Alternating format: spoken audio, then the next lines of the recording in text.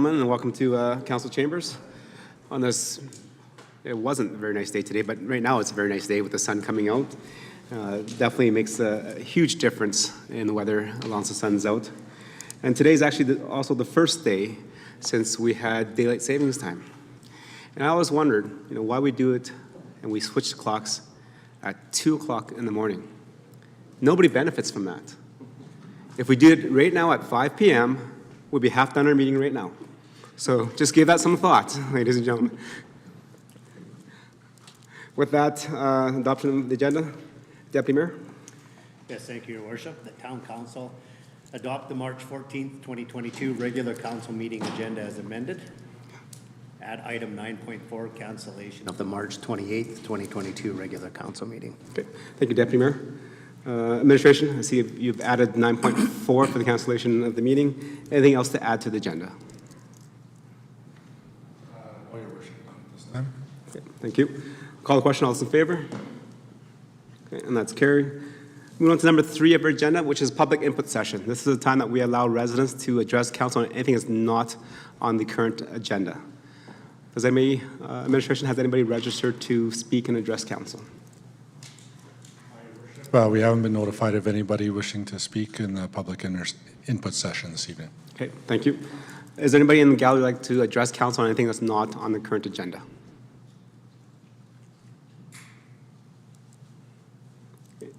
Okay, seeing none, we'll move on to number 4, which is presentations and delegations. Today we have 2 presentations. The first one, as you can tell, we have a sea of red.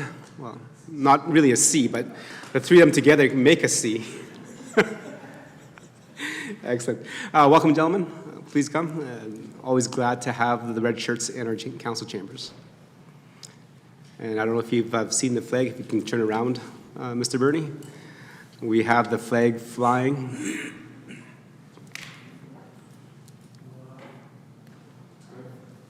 Congratulations on your 100 years in Canada, and definitely all the support that the Kinsman has given the town of Stony Plain. Thank you.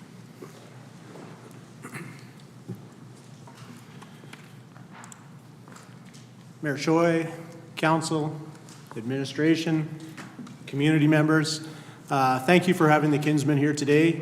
It's always a joy to come before the town and give you an update of what we're up to and give some thank yous. And I guess that's the main reason we're here. As the flag symbolizes, and I have in my notes, Kin has been serving the community's greatest need for over 100 years. Only Cal's old enough to remember the first ones. But we're trying to catch up. A little bit about Kinsman, for those who don't know. I'm sure the red shirts do stand out. We've been serving Stony Plain's greatest needs since 1979, and just so proud to do so. At present, there's 25 active members in our club, and they chose Stony Plain Kinsmen from across the region. In fact, we have kin who drive out from Edmonton for our meetings to volunteer out here because of the great community we are. They live in the community of Edmonton and choose Stony Plain. So we're really proud about that. We have members in Westlock, Onaway, all of Parkland County, Spruce Grove, and Stony Plain. So it's just truly a tri-region. The Kinsmen have been lucky enough to partner on many projects and support many projects. I'll name just a few just to remind us, but also to recognize that it takes a community and it takes the town and the volunteers and everyone to make this happen. So the Museum Interpretive Center, which they graciously named the Kinsman Interpretive Center. We supported the Parkland Food Bank expansion, and we're expecting that that'll be another project to support in the future. The Heritage Park Rodeo Arena and bleachers. The Kinsman purchased all of the iron and all of the wooden bleachers so that the community could use that. The Heritage Pavilion concession appliances, all the tables and chairs, and the divider curtains, because when we built that beautiful facility, community members needed to step up, and the Kinsmen felt that that's the least we could do. So that very first day, I have been visiting there with the Seniors Walk. I do qualify, like these 2 gentlemen, for the Seniors Walk. I can still see some of those old tables from the early days, and that's incredible. There's not many of them, but that's it. We've been very proud in Stony Plain to host 2 provincial kinsmen and kinettes and kin meetings right here in Stony Plain, so that was wonderful. And one of the other great partnerships we did was to be one of the 4 host partners of the RCMP musical ride and bringing them to our incredible location. So that's a little bit of history. Annually, what do we do as of late? And everybody's been asking as we walked in, what about Farmers' Day? So I'll move that one to the end. We just did Day of Kindness. Day of Kindness is capital KINDNSEES. So it's kin doing something different. So this year we chose to buy 1,000 cookies from our 3 Tim Hortons, and the club went out to businesses who over the last 2 years have been there day in and day out. They didn't get to take a break during the pandemic. They stayed there. So we went to schools, and we went to towing companies, and we went to just businesses who were there and just gave it so their staff could have a cookie on us and know that they were appreciated for the last 2 years. So that was a real positive for us. Light up, haven't done it lately, but we always love light up when that tree's lit. We're the guys in the back giving away the free hot dogs to all the kids and just making it a wonderful event. The street sale is going to happen in June now, I hear, and so we're the barbecue there as well. Farmers' Days, how can we forget? It's going to happen.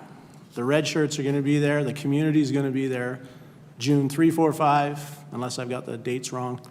It's going to happen. What an incredible event. Last year we threw together the Farmers' Day Rodeo and Exhibition. 5 weeks we threw it together.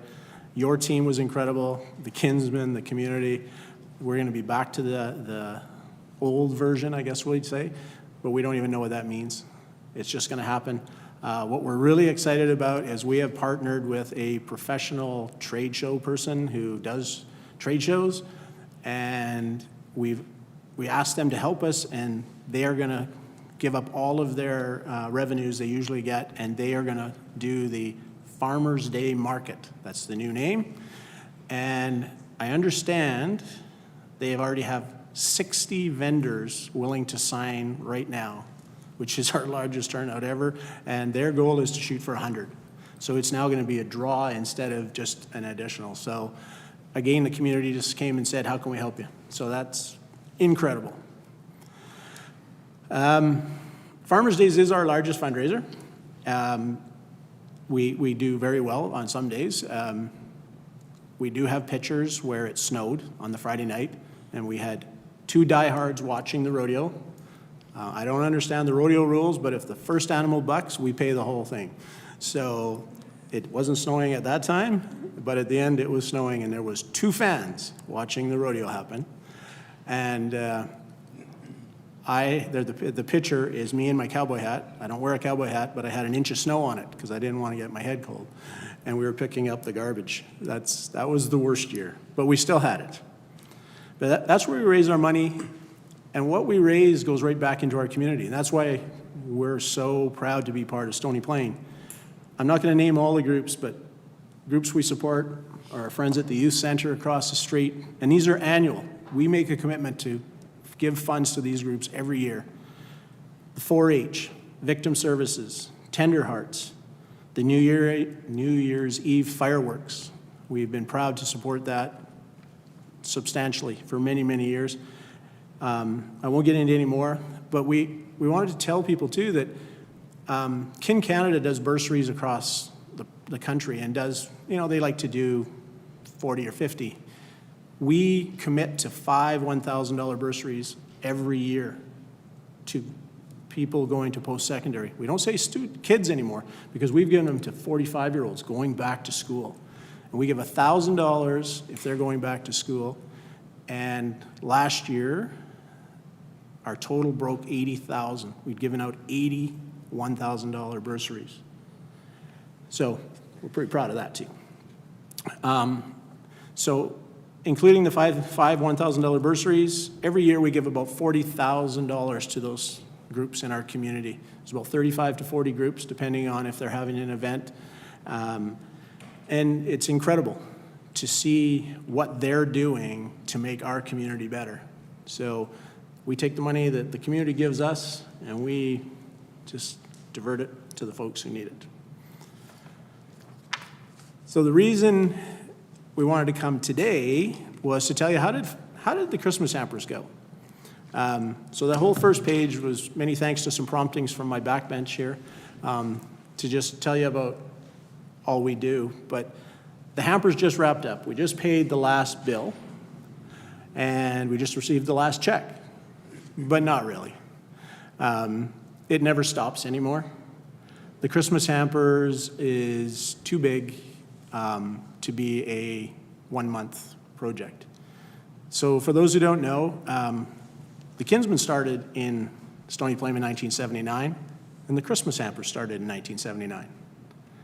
But the Christmas hamper started with 2 business people who saw the need of their fellow man in our community, and they decided they were going to have Christmas.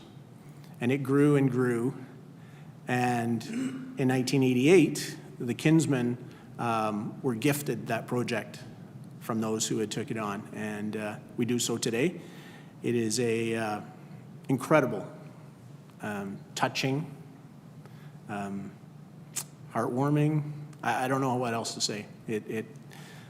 There's many who volunteered there, and I look around and I know they've been there, and you can't put words to what it does. So how did we do? Well, 2021, we had 697 families, and that was 2,001 people that we helped. Our hampers are from Veterans Boulevard west, so all of Stony Plain and Parkland County west, and the Canets do Veteran Boulevard east. So we miss no one in our tri-region, and we partner with the other groups. Wabamun has their own. We make sure no one gets missed. We're very proud that we have a partnership with the Parkland Food Bank. They do all the registrations, and they facilitate all the food hampers to our residents, at which the Canets and us, we upsize the hampers. And that upsizing this year alone, between the Canets and ourselves, was over $160,000. So they get their hamper, plus there was $160,000 worth of gift cards to those families to make them be able to celebrate and know their community cared. How do we get that money? Well, we've become very ingenious. We used to just ask people to send in checks.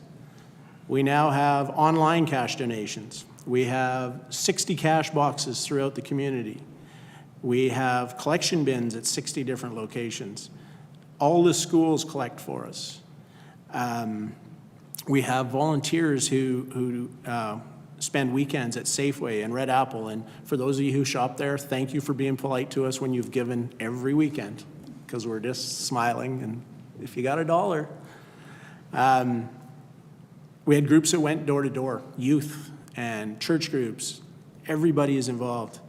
The Atchison Business Association is a huge partner, and they do a golf tournament kickoff every August, of which the hampers are the recipient of all the 50-50s and all the mulligans and that stuff. That's our start. The Ubaka motorcycle ride, they've chosen Stony Plain every year as their starting point for their 100-kilometer ride, and they all bring gifts and gift cards for children. That's the entry fee. You have to either drop cash in the box, or you have to give $50 gift cards so they can ride.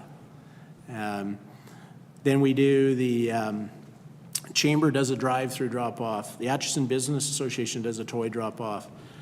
We, with great support of council and admin and the community, 100 volunteers helped us with the national pilot project for the Holiday Smile Cookie. First time ever it's been done. And for those who don't know, Tim Hortons Canada thought we would do 10,000 cookies. And we did 18,383 that were sold. And there probably had to be, knowing some of you, there probably was another 100 eaten before they were sold.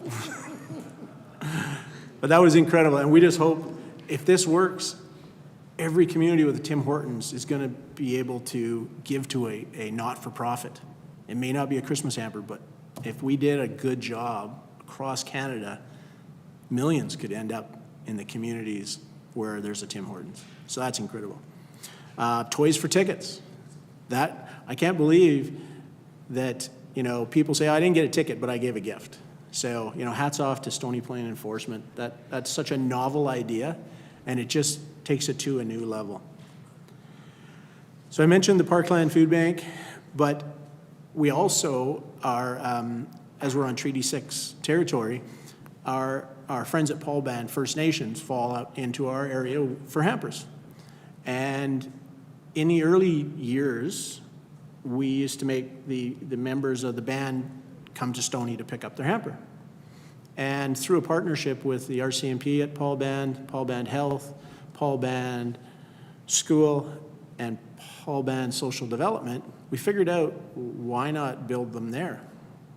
So all the families who receive on Paul First Nations, we build the hampers there with the social development, and their community and our community gets together, and we bless all those families, and they don't have to try to find a ride.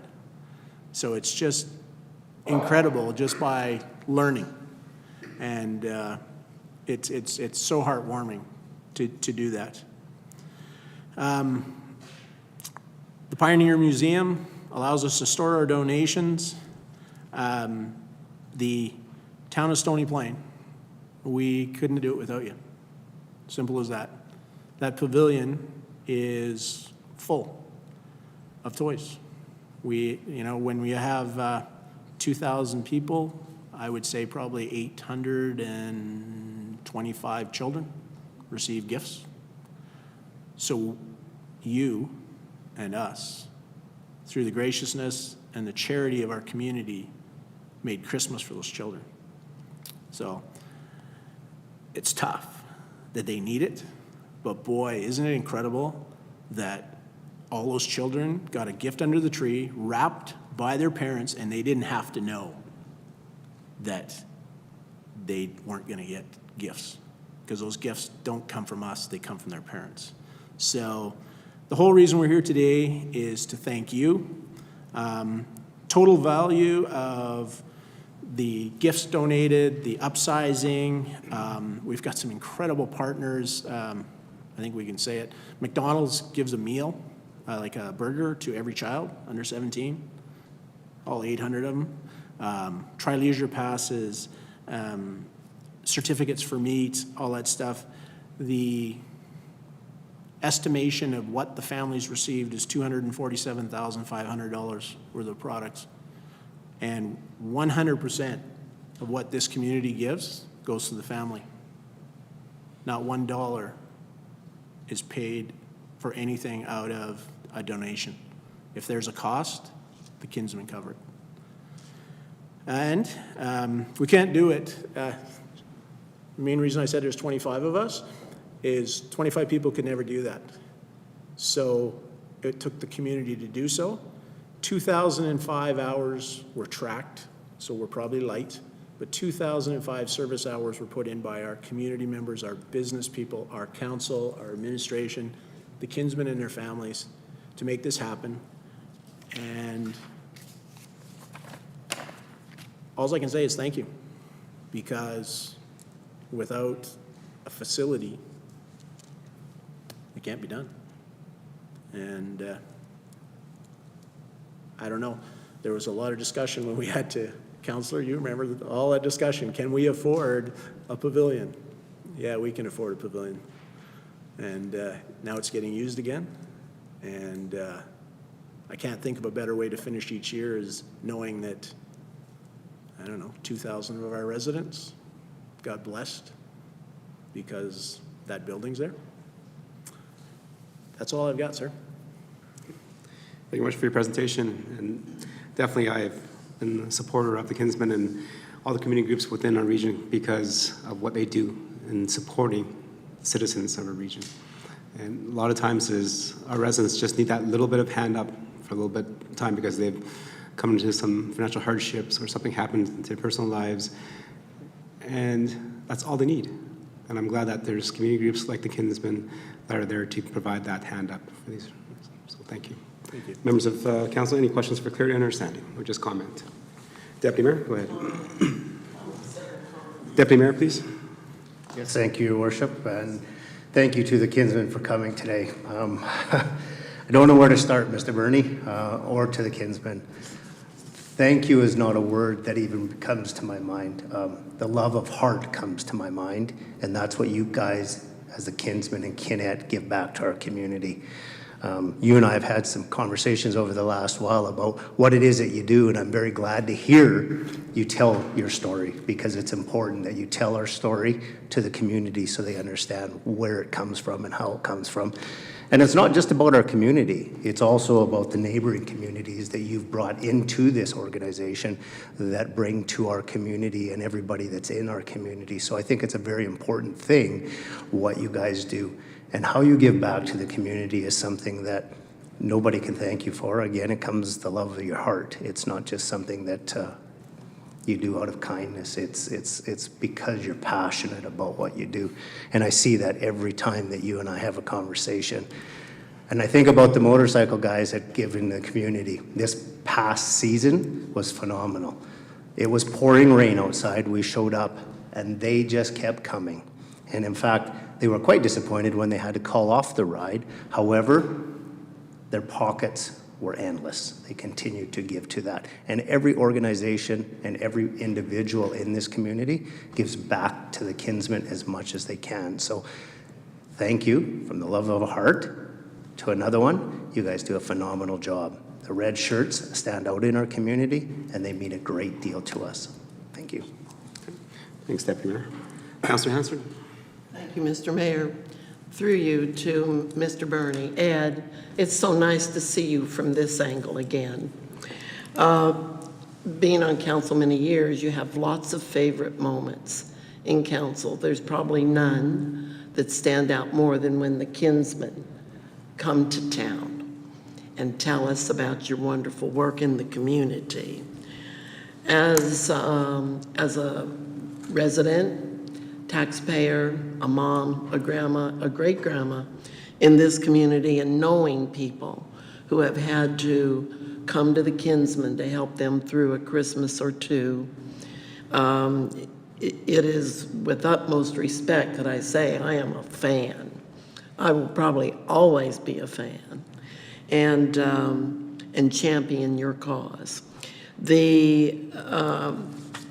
When you're building things like the pavilion and then later the community center and many things in town, when you're part of those decisions, sometimes you don't see that big picture. The picture comes when somebody takes those facilities and uses them to the fullest degree. And what you give to our community and the region is beyond measure.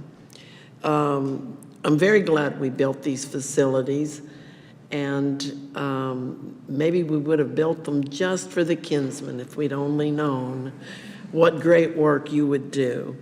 The wonderful things that you have done to help families have helped them to find themselves. And I'm simply going to suggest, as these years come following the two difficult COVID years, you'll probably find more and more people needing a crutch from time to time to get back on their feet. So please don't give up your good work. And if you guys were ever smart enough to take women into your organization, I'd be one.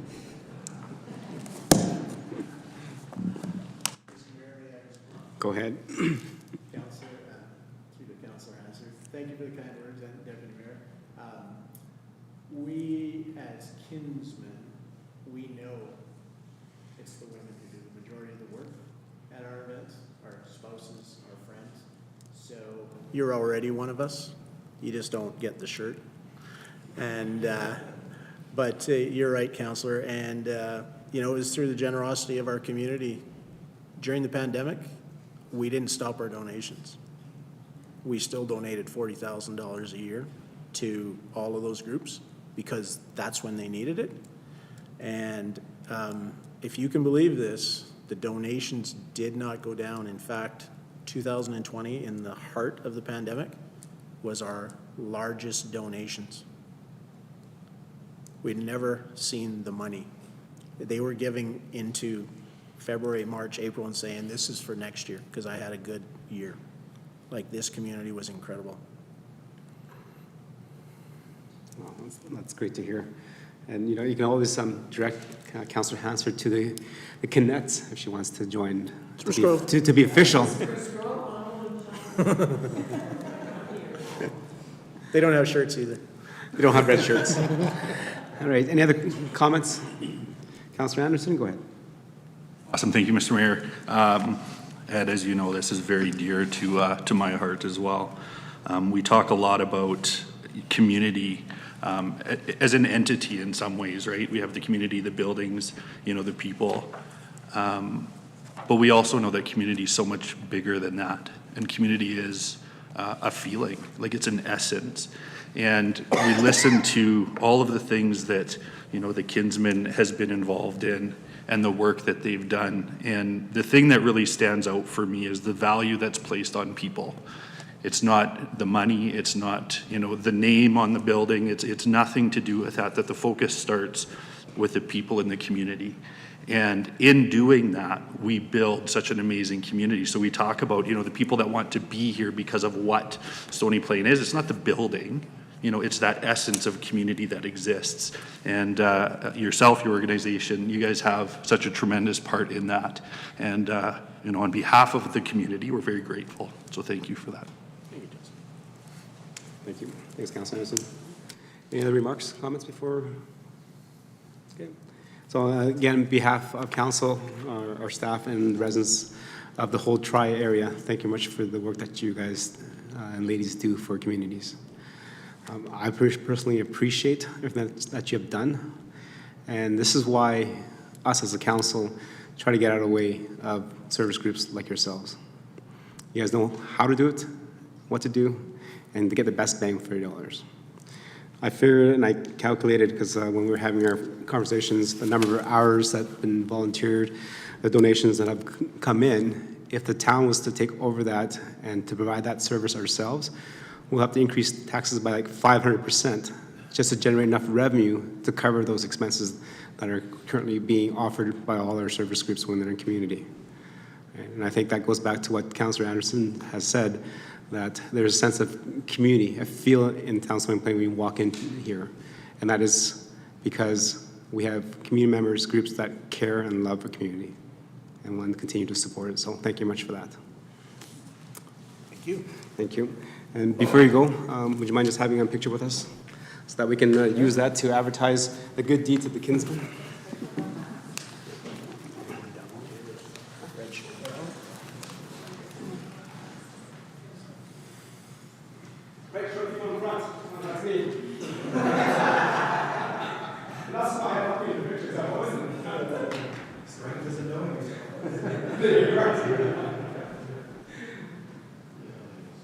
Snuggle in there. Okay, are we ready? One, and you have to smile because you don't have a mask on. 1, 2, 3. Excellent, thanks.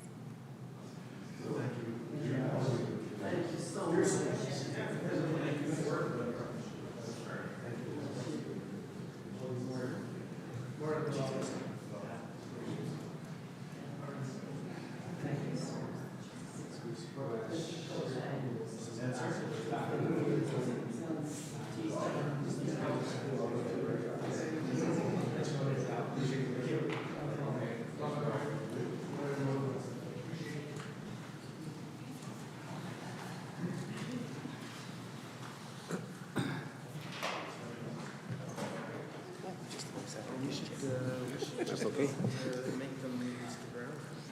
It feels the same as yours. Feels the same.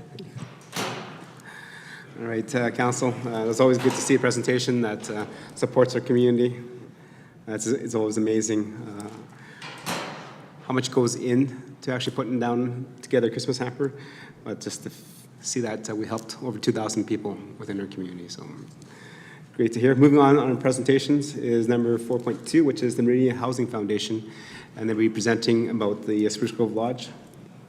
This is a follow-up presentation from a few weeks ago.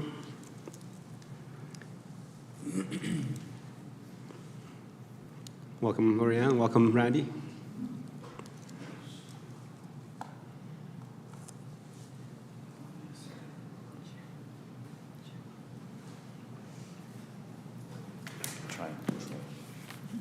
Slides.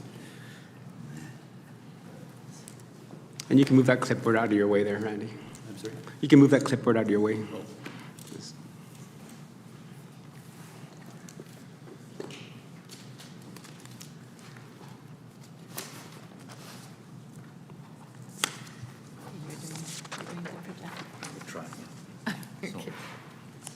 Oh, Ashley, just a minute.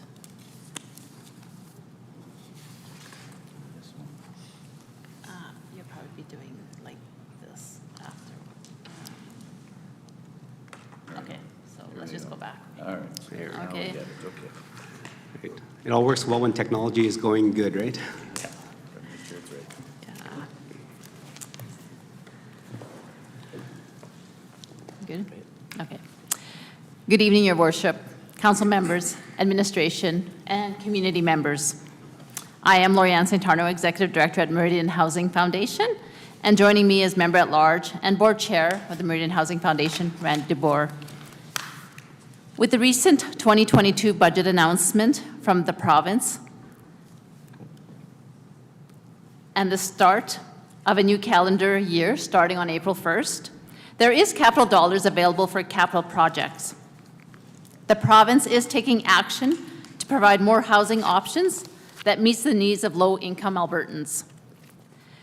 This was communicated last fall with the release of Alberta's 10-year strategy to improve and expand affordable housing. This includes accessing dollars for the development of new lodges. Meridian Housing Foundation has been providing housing for seniors for over 60 years. The clientele we serve is only seniors, and this is made mention in both the mission and vision statements, which truly align with our current operations. Meridian Housing Foundation is established as a housing management body by ministerial order under the Alberta Housing Act. The Act prescribes the parameters within which Meridian Housing Foundation may operate. The town of Stony Plain, the city of Spruce Grove, and Parkland County are legislated by the province as a member municipality to Meridian Housing Foundation, as described in the ministerial order. For as long as I know, 17+ years, we have strictly worked off of wait lists. As a result, over time, seniors have been forced to move out of the community they have always called home. Our wait lists are managed to ensure that the numbers are accurate and current. At a minimum, once a year, everyone is contacted to confirm that they are still in need of housing. Meridian Housing Foundation is here to work in partnership with you to serve the needs of the seniors in our communities, offering a variety of housing options. Seniors wanting to live in lodge housing with Meridian Housing Foundation must meet 3 criteria. They must be independent and mobile, being able to walk to and from the dining room. They must be able to take care of their personal care needs, and they must be a resident of one of our member municipalities, giving them priority for housing. These seniors want the support of meals, and Meridian Housing Foundation offers 3 meals and 3 snacks. They want the light housekeeping. They want to live in a congregate setting where isolation is reduced, and they want the safety and security of knowing that there is someone present 24/7 should they need assistance. Home care service is available for residents to set up on their own.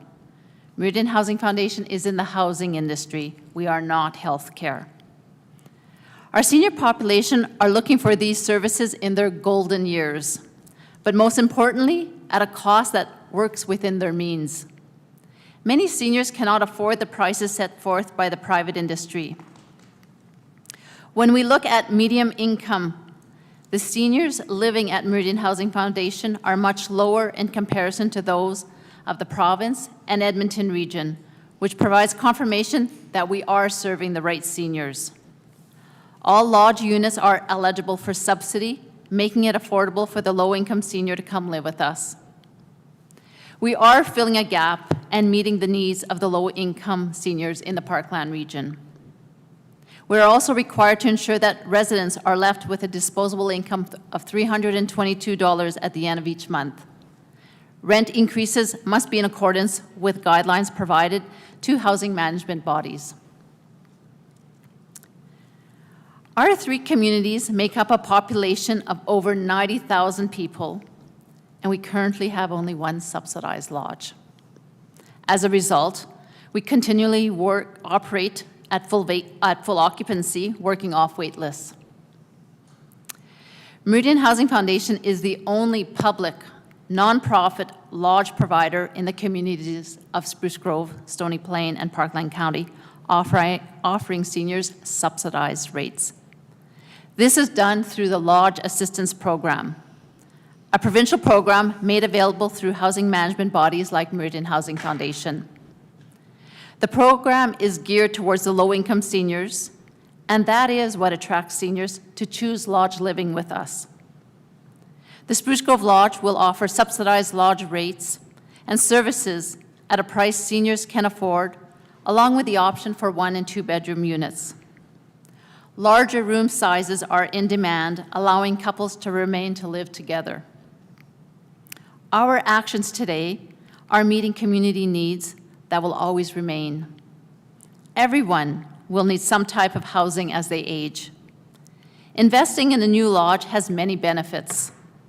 It will ensure that Meridian Housing Foundation will have an appropriate number of lodge units to meet some of the demand. There will be the creation of stable jobs, an asset that will stay in the community long-term, and it will enable families to continue to be connected. Meridian Housing Foundation is concentrating its efforts on one project, that being the Spruce Grove Lodge. Talks on the Spruce Grove Lodge project go back to fall of 2018. We have been providing municipalities with presentations and having discussions. We engage consultants to conduct research to confirm viability of the project. A prime parcel of land, 4.45 acres in beautiful downtown Spruce Grove, was acquired, a perfect location for seniors. The land borders a medical center and walking distance to amenities. Successful grant applications secure funding to move the project forward towards shovel-ready. Advocating with provincial and federal governments has been ongoing. After all the research, reports, and consultations with municipalities, the Meridian Housing Foundation Board of Directors has approved support for a subsidized seniors lodge of up to 102 units in the city of Spruce Grove. Direction was given to Meridian Housing Foundation to plan for a 100% subsidized lodge. Now, what does this mean for municipalities? Meridian Housing Foundation budgets are prepared to a zero balance budget. Any deficit is offset by municipal requisitioning. The forecasted operating requisition for the new subsidized lodge is $1,340,000, equating to 38% cost coverage by member municipalities. The consultant provided 2 comparisons, although concentration will be done on the 102 units. The board decision to choose up to a 102-unit lodge versus an 82-unit lodge was based on multiple factors. It is more favorable for operational efficiency, cost effectiveness, and more importantly, maximizes the number of seniors who can benefit in our region, which we all know is very underserved. As shown in this slide, the impact of the operating requisition for up to a 102-unit lodge will vary among municipalities based on equalized assessment calculations. Meridian Housing Foundation appreciates the fact that the increase in requisition will impact all taxpayers in the member municipalities, but it is our hope that municipal councils and taxpayers will see the need and support this investment in a greatly needed subsidized seniors lodge housing. Once built, anyone living in our region can access lodge housing remaining in the community once they come to age. Upon hearing the provincial announcement of a 10-year housing strategy last fall, Meridian Housing Foundation elevated awareness for the Spruce Grove Lodge project, as expressed in our strategic and business plan. Letters have been sent to the province, and as a result, meetings have taken place with the province and our local MLA. It is exciting times for all of us as we have an opportunity to access capital project dollars right now, as housing is a hot topic by provincial and federal governments. Consultants have provided an estimated cost for the project in the amount of $37,626,000, including land. While the cost per unit may appear high, please keep in mind that a lodge requires a lot of additional common area space to provide an environment and services for seniors to thrive. Meridian Housing Foundation is asking for municipal equity contributions of $9.5 million. While capital requisitioning may be an option, there are other methods for member municipalities to explore, such as a guarantee or a loan. That decision is left for each member municipality to decide. We all have a common interest, and that is the seniors in our communities. Time is of essence, and we need to act now. Capital dollars are being made available as communicated in Budget 2022. Advocating is constantly happening, and we have the province's attention. Meridian Housing Foundation appreciates the interaction and dialogue that we have had over the past few months with our board and member municipalities concerning our plans. We are all in this together as partners. Our partnership has been in existence for over 60 years and continues to be an important and shining example of intermunicipal cooperation. Meridian Housing Foundation is hopeful to have your support to ensure that resident needs are met and to see the Spruce Grove Lodge become a reality. To advance, Meridian Housing Foundation requires municipalities to indicate their commitment in the form of a motion and followed by a letter. With a commitment from the municipal level, it's an easy decision for other levels of government to also show their commitment and support. We look forward to future upcoming talks involving all stakeholders. Thank you for allowing us to be present at today's meeting. Thank you for the presentation. It's good to have that update to see where the Meridian Housing Foundation is in terms of the development of the Spruce Grove Lodge. Just a question before I turn it over to members of council. You mentioned lodge, you mentioned private facilities and stuff. Can you just provide an explanation of what actually a lodge does and why we actually provide lodge services? Thank you, Mayor. Lodge service provides support and services to our seniors in the form of meals, in the form of housekeeping, in the form of recreation. It provides community. It reduces isolation. It removes fear from family, that families are living at risk in their homes.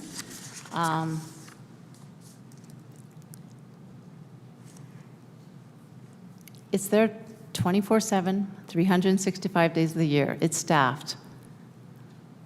And the staff there have passion for these seniors. Okay. Thank you. Appreciate that explanation.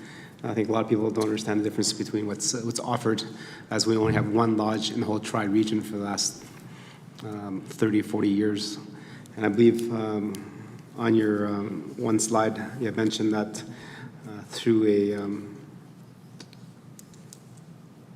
a housing assessment, there is over 14,000 seniors in the tri-region, but we only have 57 lodge beds in our communities.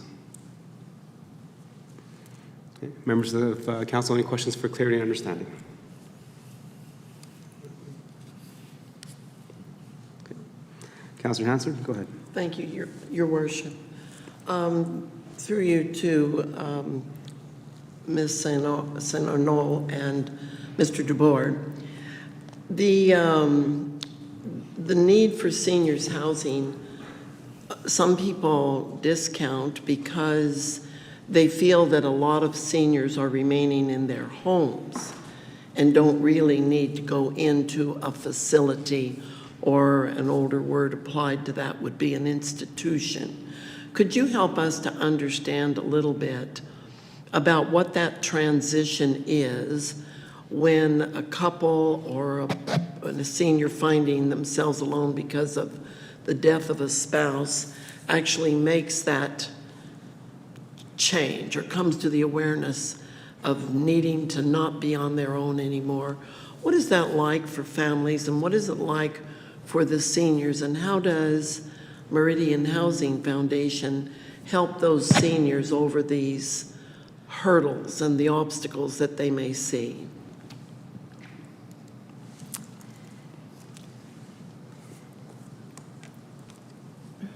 I'm sure you guys have all heard the term aging in place. But I'll go beyond that. It's aging in the right place. Aging in community, but aging in the right place. Out in the rural areas, aging in their homes is really not an option. They are away from services. They are away from their families. And that's why I go back to aging in the right place. That might work well in the city, but out here, seniors are looking to move to in town into a lodge. They are needing the supports. It's very hard when I say it might work well in the city. You can't get all of healthcare workers to go out all over in the communities out here. It just doesn't happen.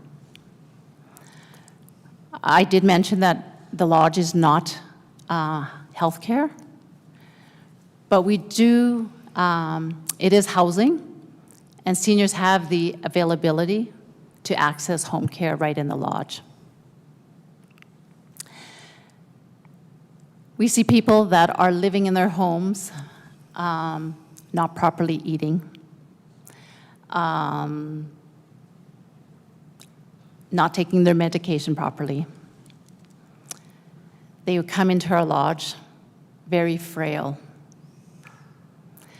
Sometimes we wonder, how long are they going to be here? You know, it's surprising to see once they get proper nutrition in those tummies, when they have the interaction, the social interaction on a regular basis,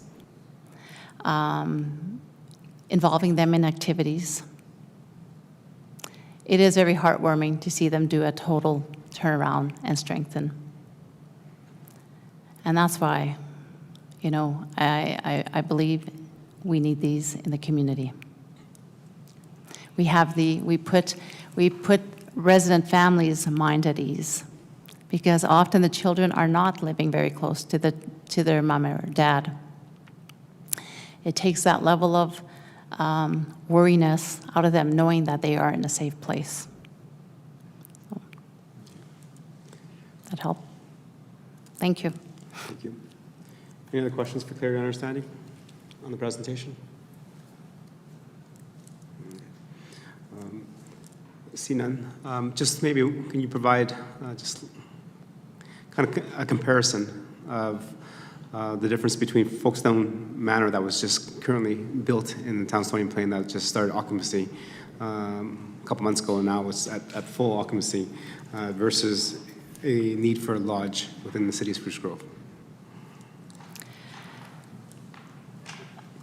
Folkestone Manor is affordable housing, so it offers a totally different level of, it is a senior housing, but is strictly basically independent living, like living in an apartment building. Lodge obviously offers the services. What I do want to point out is that it is very exciting to say that we do have a need. We do really serve the low-income seniors out here. I'm so proud to say Folkestone Manor, the affordable housing project, was opened in October and is 100% fully occupied. Just goes to show the need. It filled up very quickly, and I know we were always dealing with wait lists. Like I said, we've been dealing with wait lists for over 17 years that I'm aware of. And I can only see a new lodge being 100% occupied as well.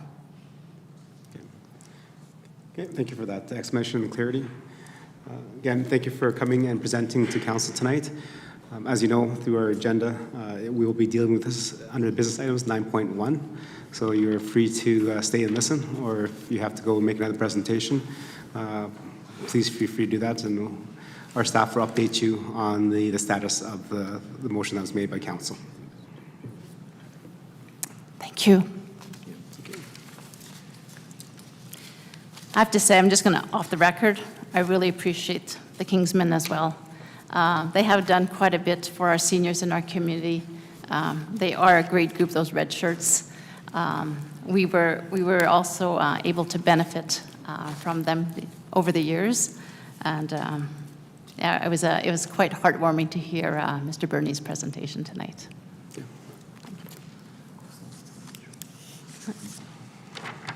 I think she'll just take it. Thank you.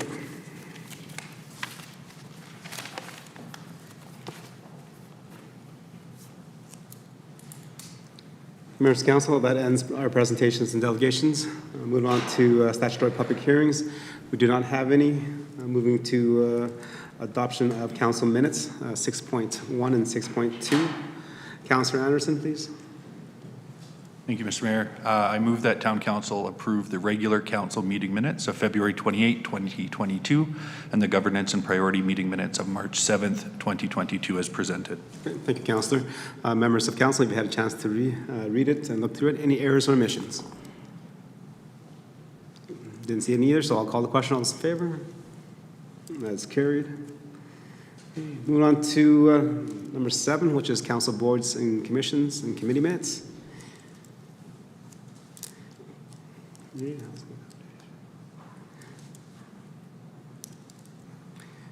Councillor Meyer, go ahead. Yes, thank you, Your Worship. The Town Council received the Council Board and Committee meeting minutes for information 7.1 and 7.2. Okay. Members of Council, you had a chance to read those committee minutes and board minutes. Any questions to the members of representative that sit on those commissions and committees? Okay, see none. As you know, one of the minutes that we're adopting is the minutes from the Meridian Housing Foundation. So everything that was presented here today was discussed at that board meeting. So very good. Call the question. All those in favor? And that is carried. Thank you. Moving on to number 8, which is bylaws. We do not have any, so moving on straight to business items. 9.1, and this arises out of the presentation today regarding the Meridian Housing Foundation. Administration, go ahead. Thank you, Your Worship. So just hot off the presentation by representatives from the Meridian Foundation. Your Worship, in front of you is a motion as sought and requested by the Meridian Foundation. You'll see our number up there of the capital equity contribution of $1.297700. Again, Your Worship, now from a perspective of Stony Plain administration, there's some comments in the lead sheet there. I won't reiterate, all the way through those, but a couple of things I think that I'd like to ensure Council is aware of. Firstly, probably over the course of the last few months, the engagement and the interaction with the Meridian Foundation has been, I would say, strong and a lot of back and forth. I've been in attendance at a couple different meetings over with members of Meridian Foundation staff and board and my counterparts from Spruce Grove and Parkland County.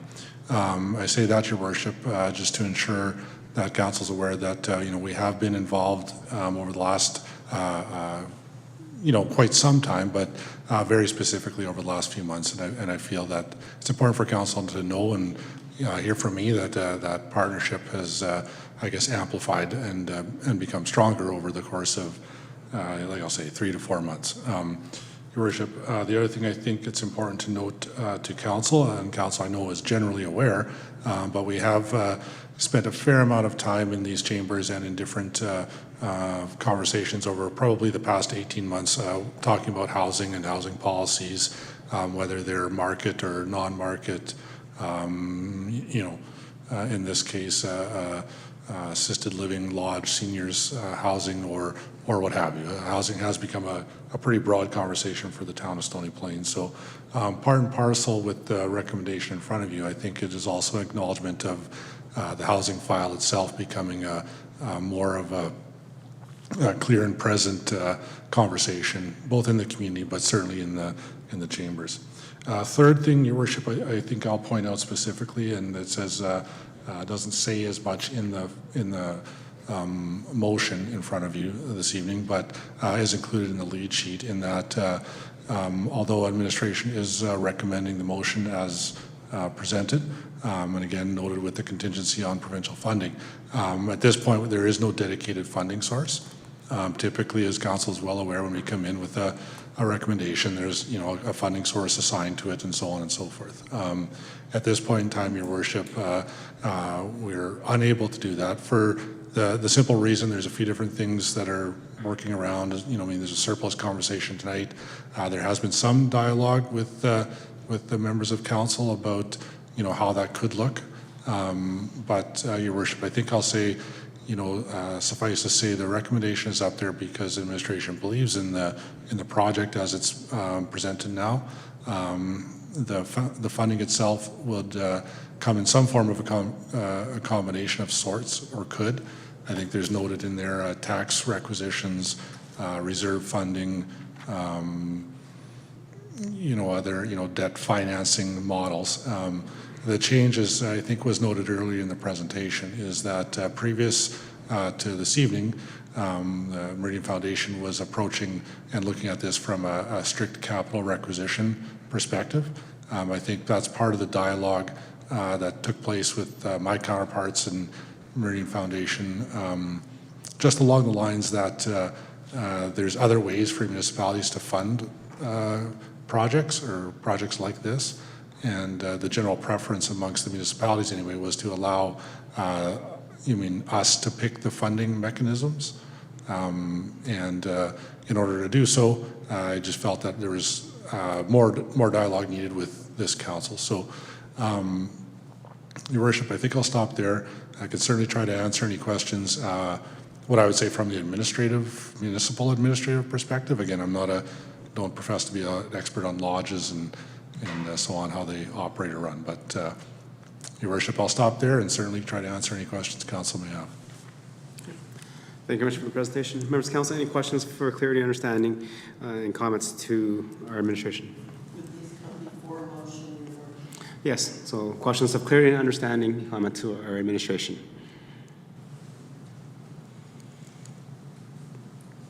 Okay.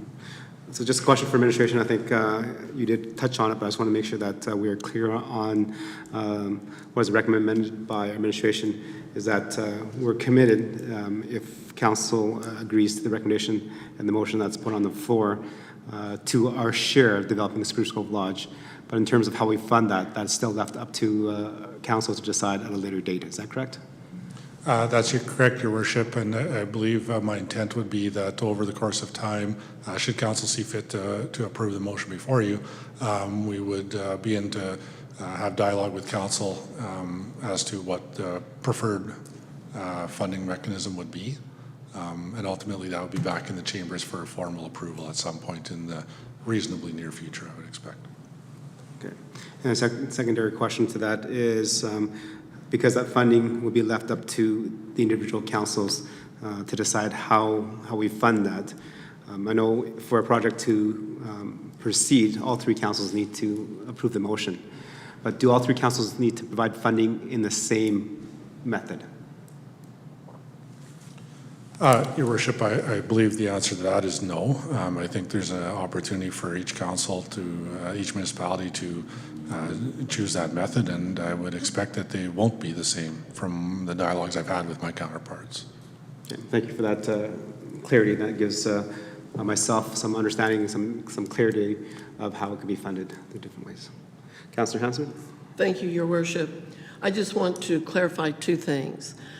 In the motion, there is no suggestion as to how much the province needs to contribute. Are we expecting, from our administrative point of view and council point of view, and I suppose from the Meridian Housing Foundation point of view, that we simply want to see their participation, not necessarily any stipulation on our part how much that participation has to be from the province? Is that correct? Yeah, I believe the answer, Your Worship, to that is that's correct. There is a revenue stream even noted in the PowerPoint presentation that was included. I think that would be a starting point or initial point. If something would be to substantially change, then there would be some conversation that would have to be had at that point. But Okay. Members of the council, I'll ask you to turn to page 21 of our presentation. Okay. So that's the kind of the breakdown of the anticipated funding model. Regardless if it's a 82 unit or 102 unit or even a 62 unit, the municipal contribution stays the same. I think the caveat was what the province is going to put in. As you can see through this on this slide on page 21, if the province does not contribute the dollars that are needed to have the project proceed, then the project will not proceed. Okay. Go ahead, Councilor. Second question, Your Worship. Most everything that we do regarding our Meridian Housing Foundation is based on assessment of the municipalities, so that we pay according to our assessment values in the municipality, which is a very equitable way of making sure each municipality pays its fair share. Is this funding requirement also based on assessment in any way, or are we simply being asked to share 1/3, 1/3, 1/3 between the three participating municipalities, simply because all three municipalities have an equal opportunity to have their residents placed in this facility? Okay. So Councillor Hansard, I would ask members of council to turn to page 19 and also to page 21.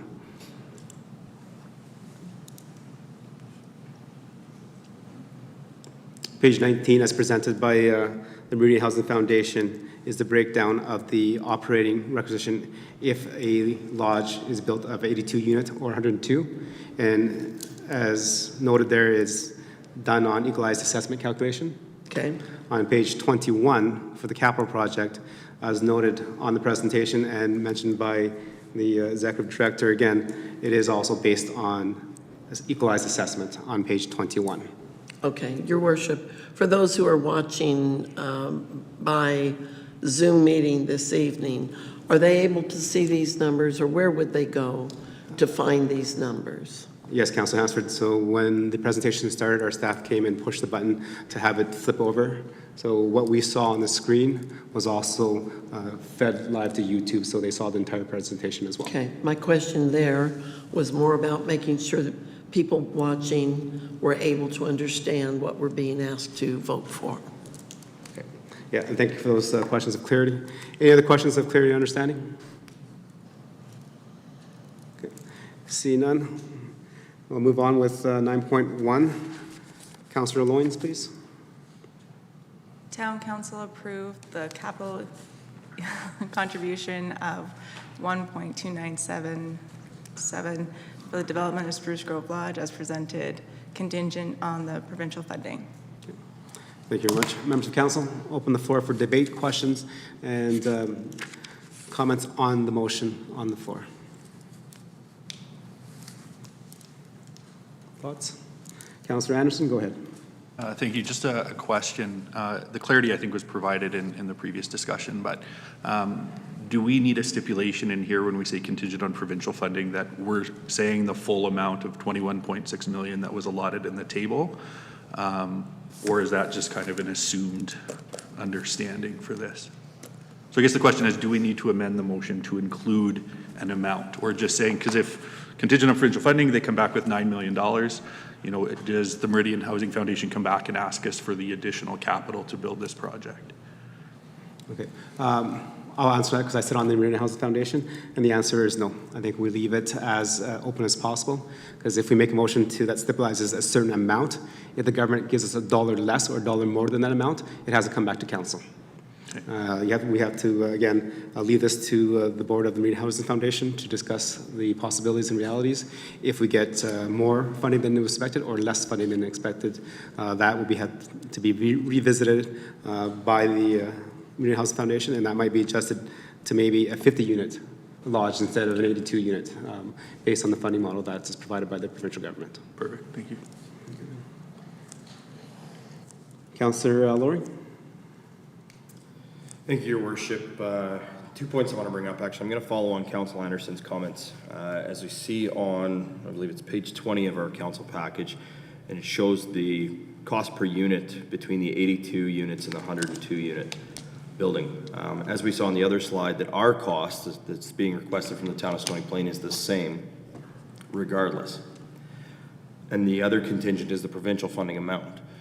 My concern is that, as you just mentioned, if the provincial funding is only at a certain level and the Meridian Housing Foundation chooses to build a smaller lodge, what then does the cost per unit change to? And how does that impact the project, and how does that create in the value that we're looking to create here?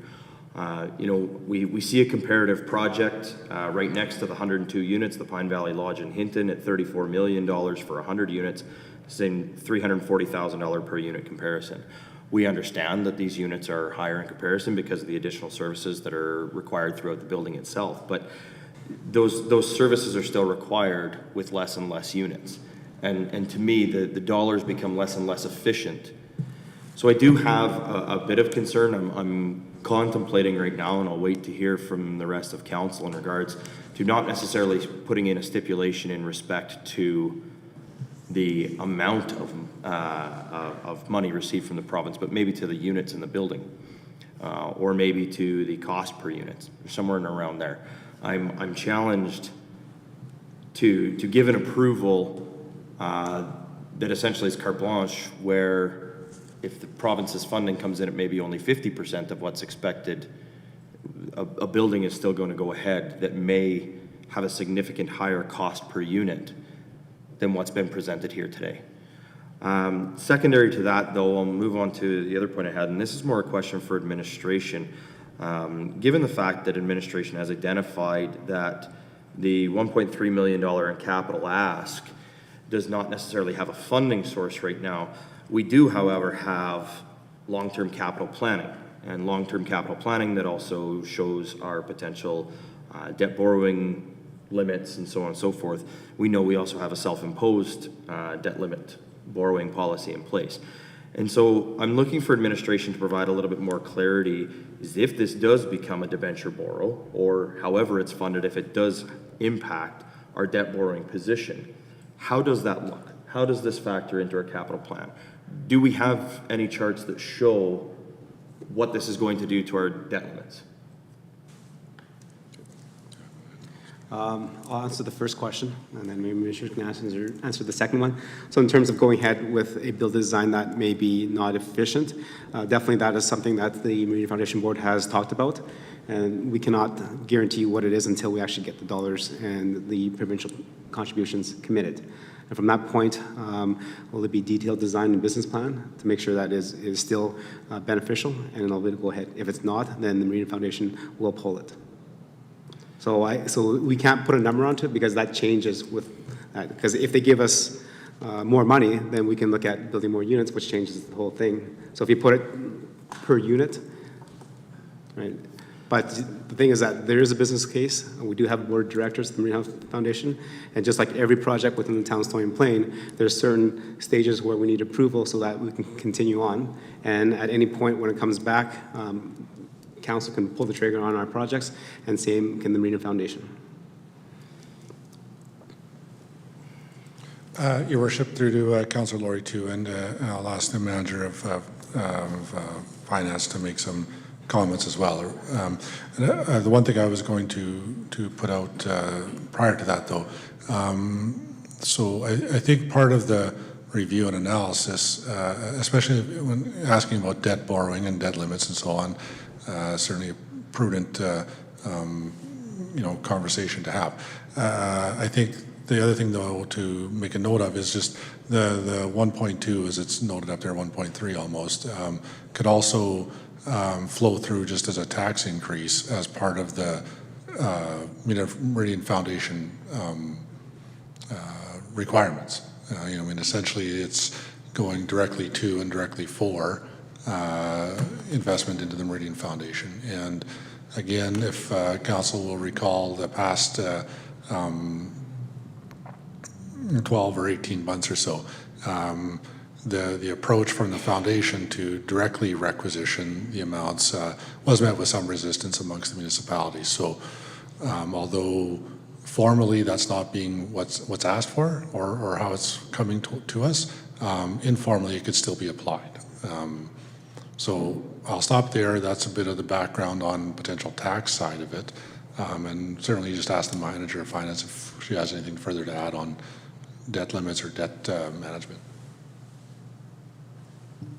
Thank you very much. Through you, Your Worship, and to all of council, in the corporate planning document that is available on our website for those watching, page 46 through 48 discusses our debt limit. It discusses within 3 years, based on the capital project that was approved within the three-year corporate plan, we would be within 3% of our internal debt limit. And so this project, if debenture was taken against that, or if we were to use our operating line of credit to fund this, that would go against our debt limit. It would count towards reducing that 3%. We have not run the numbers through the charts that are within there, but I would reference page 46 through 48, and there is a graph on page 48 specifically that shows when we project to be over our internal debt limit, which is 2026, and the means that council, based on the corporate plan that was currently approved, however, that could change within the next cycle.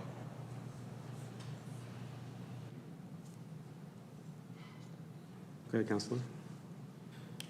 Thank you, Your Worship. Thank you, Administration, for the answers on that. And like I said, there's two different follow-ups there. In respect to my first point and your response, Mayor Choi, and being on the Meridian Housing Foundation Board, while I can appreciate and respect the stewardship of the Meridian Housing Foundation Board, our approval does not provide any level of stipulation whatsoever in the motion that's presented before us here this evening. That's where I have a little bit of concern in that. Because if we are going to commit to the increase, or if we are going to commit to a capital contribution, and if we are going to commit to an increase in the operating requirement requisition, I want to make sure that that has great value for our residents. I want to make sure that that is providing the most that we can to our residents. Understanding that there are definitely still some unknowns at this point in time, I'm a little bit concerned that there are not as many knowns. You mentioned that, depending on what the province says, the board can consider essentially unlimited options. And to have that consideration, when a project comes forward to council, whether it be in the corporate plan or whether it be outside of the corporate plan that we're making a funding decision on, usually that project is very well laid out with some flexibility. It will definitely have some flexibility, and this is where I'm going, if this said it's a guarantee of a minimum of 82 units up to a maximum of maybe 140 units or something along those lines, but I don't see that anywhere in here, and that does leave me with a little bit of concern. So we'll pause and park that one for a minute here. In respect to the actual capital contribution request, the $1.3 million, as was mentioned, could be a tax increase. I think we're about $170,000 a year for a 1% increase. So even if we did it at a 1%, that's still 8 years. I'm curious as to when the potential next project might come on board. I'm also looking at the other capital projects that we have coming on board that we're going to have to include into our tax rate, and looking at all of the other service increases and things like that that we have to look at as well. As we just heard, in the short term, in the 3-year corporate plan that's in front of us, we're proposing capital debentures that are going to put us to within 3% of our internal debt limit. And then in 2026, we are going to be exceeding our internal debt limit. Now, granted, we're still below our provincial mandated debt limit. However, it does leave me with a certain amount of uncertainty, because that's, to me, the red zone. As soon as we're over our provincial debt limit, we're in a zone where we have to be very cautious and very careful about the borrowing that we do. So in respect to the capital portion, I would have loved to have had a little bit more information this evening in order to help make this decision on how we were planning on managing that capital contribution, where we were planning on having that capital contribution come from, whether we had options or what the options that we do have to keep that capital contribution out of our debt limit would be.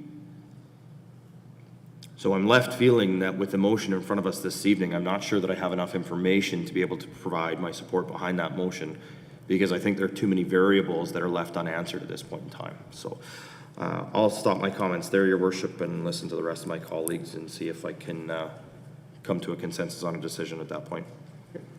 Thank you. Councillor Hansard? Thank you, Your Worship. I just want to point out that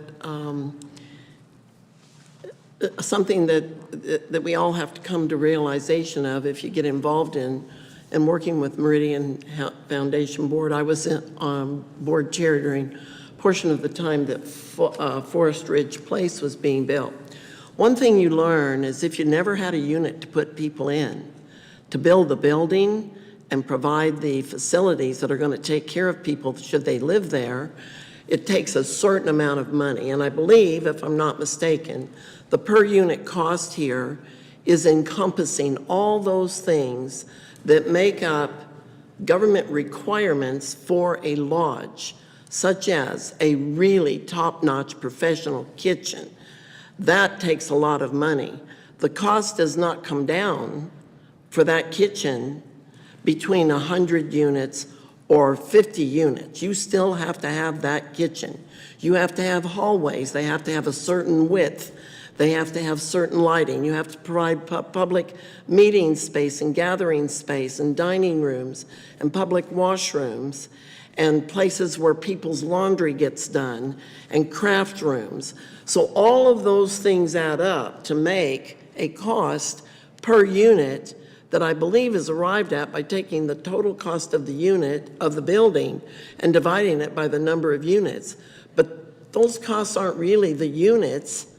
They're everything that it takes to support those units.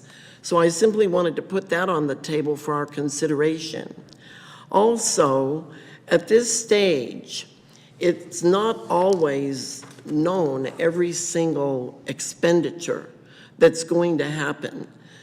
Planning a facility like this comes in waves, or it comes in stages. And in order to get to the place where Meridian Foundation and the municipalities are actually putting their signatures on documents through that board of directors, to actually go forward with a building, a great deal more information and material will be made available to the public. This I can tell you unequivocally. It is society's responsibility to provide for our seniors. Not all seniors have family who are capable of looking after them and taking them into their homes and meeting all of their needs as they age. And so a great deal about who we are as a community and as a society is judged by how we look after our seniors and how we look after our children. So I know it seems far off for some on council, maybe not so far off for others of us on council. But I know this, I've been in a lot of seniors' facilities, and should the day come that I need to go into a facility, I want it to be one that is managed by Meridian Housing Foundation, not just because of the facilities they build, but because of the care that is given to the seniors and the way things look in the building and are managed in the building. And never once, not once, in all the years that I have been associated with that organization, have I ever walked into any of their buildings to smell a bad smell or see a scene I never want to see again. This is the type of facility, no matter where it's built in our tri-region, we can be very proud of. Do I need to see every number and every dot and every tittle in place for me to cast my vote for support for a project here? No. And why? Because I've been down this road before with this organization. I supported it then, and I support it again. And I will support this because it is needed. And if we are working off of wait lists of 167 people waiting to get into housing that we now cannot provide, I can promise you this, it will only grow greater as the years go by. And the aging of our population is happening exponentially. Exponentially. That means it's not stretching out over a long period of time because we're aging fast. That also is a warning to the rest of council. If you think it's a long way away, it isn't. So my encouragement would be that we support this project, and it may not be something we really initially overall kind of want to get into in the way of debt, but it's a requirement. And I believe it is something we should support. The question, which I think was brought up by Councillor Palechko a couple of meetings ago, regarding this is we do get some say, perhaps in how many units are built and whether that's going to be more cost efficient, a few less, or the number that is being requested. And I do think we have some flexibility there. Otherwise, I'm a pretty trusting soul when it comes to this organization. And now that I know that they're working very closely with our management and that of the other municipalities, I feel very comfortable that this is being looked after properly. Thank you for comments, Councilor Hansard. Deputy Mayor? Yes, thank you, Your Worship. Through to administration, a few comments I guess I want to make. First off, thank you, Councillor Hansard, for making your comments. I think they're relevant comments in regards to the organization and how it operates and what it does for our community. But I also want to say thank you to Councillor Laurie for asking the important questions. We don't have open checkbooks. It's our responsibility to make sure that we know where this money's coming from. And I think that's the more important question today. It's not about whether we support the foundation or not. It's about our residents that have to take out of their pockets what it is. And if you look at $1.3 million, as Councilor Laurie said, $170,000 is a 1% tax increase. Do the math real quickly. That's to our residents in our community. And I must think back, 13 years of 0% tax increase in this community was absolutely profound. Anybody that sat on council at that point in time should look at themselves today and go, where did they see the vision for our community? And it's tough today because now we as councillors have to look at that vision and figure out where that money comes from and make it fair for everybody in our community.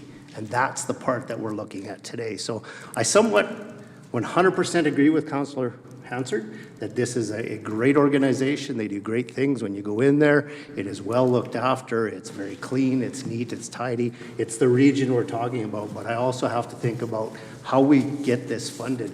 And I would have been in a much better position today to make them decisions knowing how we were getting that funding, you know, from the sources so that we know that when we're digging into the taxpayers' pockets, it's coming at a fair rate, and we've been able to find some of the money within our own system that we don't have to go to them for, that's maybe come from the past. So my question to administration, is there a way for us to have a look at this, knowing that we fully support it, but knowing where that funding will come from, so that when we do put our hand up for the final vote, it's knowing where the money's coming from to fund a fully supporting project within our communities that needs to happen? Thank you, Your Worship, and through to Councillor Palaczko and the rest of council. So I guess just for clarity, so the request is here tonight. The recommendation is to, as written up there. And again, it's always subject to council approval, change, so on and so forth. But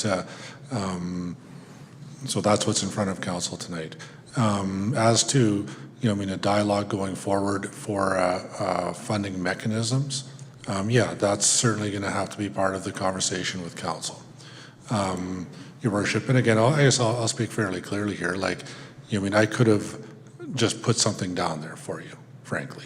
Could have put taxation, could have put something on debt, could have put something on what have you, and said, here's the funding source. But again, just wasn't comfortable. We haven't had as much time as we would have liked to look that over ourselves and present it to council with what I would consider strong sense of confidence on those funding sources. So that's why it's come in front of council the way it has tonight. But Your Worship, and through to Councillor Palaczko. So I guess two things, I'll sum that up. This is what's in front of council tonight. Absolutely, there needs to be dialogue with council on the funding sources, and again, sort of noted them generally in there, so you'd have an idea of what we would likely have to be considering. But the intent, anyways, at this point wasn't, that wasn't happening tonight, or wasn't going to happen tonight. It would, happen as the project continues to unfold. And if I may take a little bit of leeway after that, Your Worship, again, a couple conversations about provincial funding and size and scope of the project. What I would put to that, Your Worship, there's, some of this conversation has happened. I think what you see in front of you tonight even is different than what was presented even back before Christmas as for operating models and, what's sort of set up on the building. And I think, to a degree, although there's always a balance point, there's a bit of trust in the process to allow some of that to continue to unfold. Again, we're the first ones speaking to this. I believe our counterparts in Spruce Grove are either starting up now or shortly. Yeah, they got to keep watching their clocks there, but that is happening. Parkland County is speaking to it, I believe, later in the month. I believe it was March 28th, 29th, where Parkland County will have this in front of their council for consideration. So, this was what's in front of council is an attempt to continue to move this forward with some certainty. But at the same time, there are things that are yet to be tied up, put a bow on, cross the T's, dot the I's, and so on and so forth. And, I would expect there will be more conversations going forward. One, on our own for funding sources, and we'll hear from our counterparts, our regional partners too, on some of that. The provincial contingency on provincial funding, good questions, good conversation about what does that mean exactly and how does that look.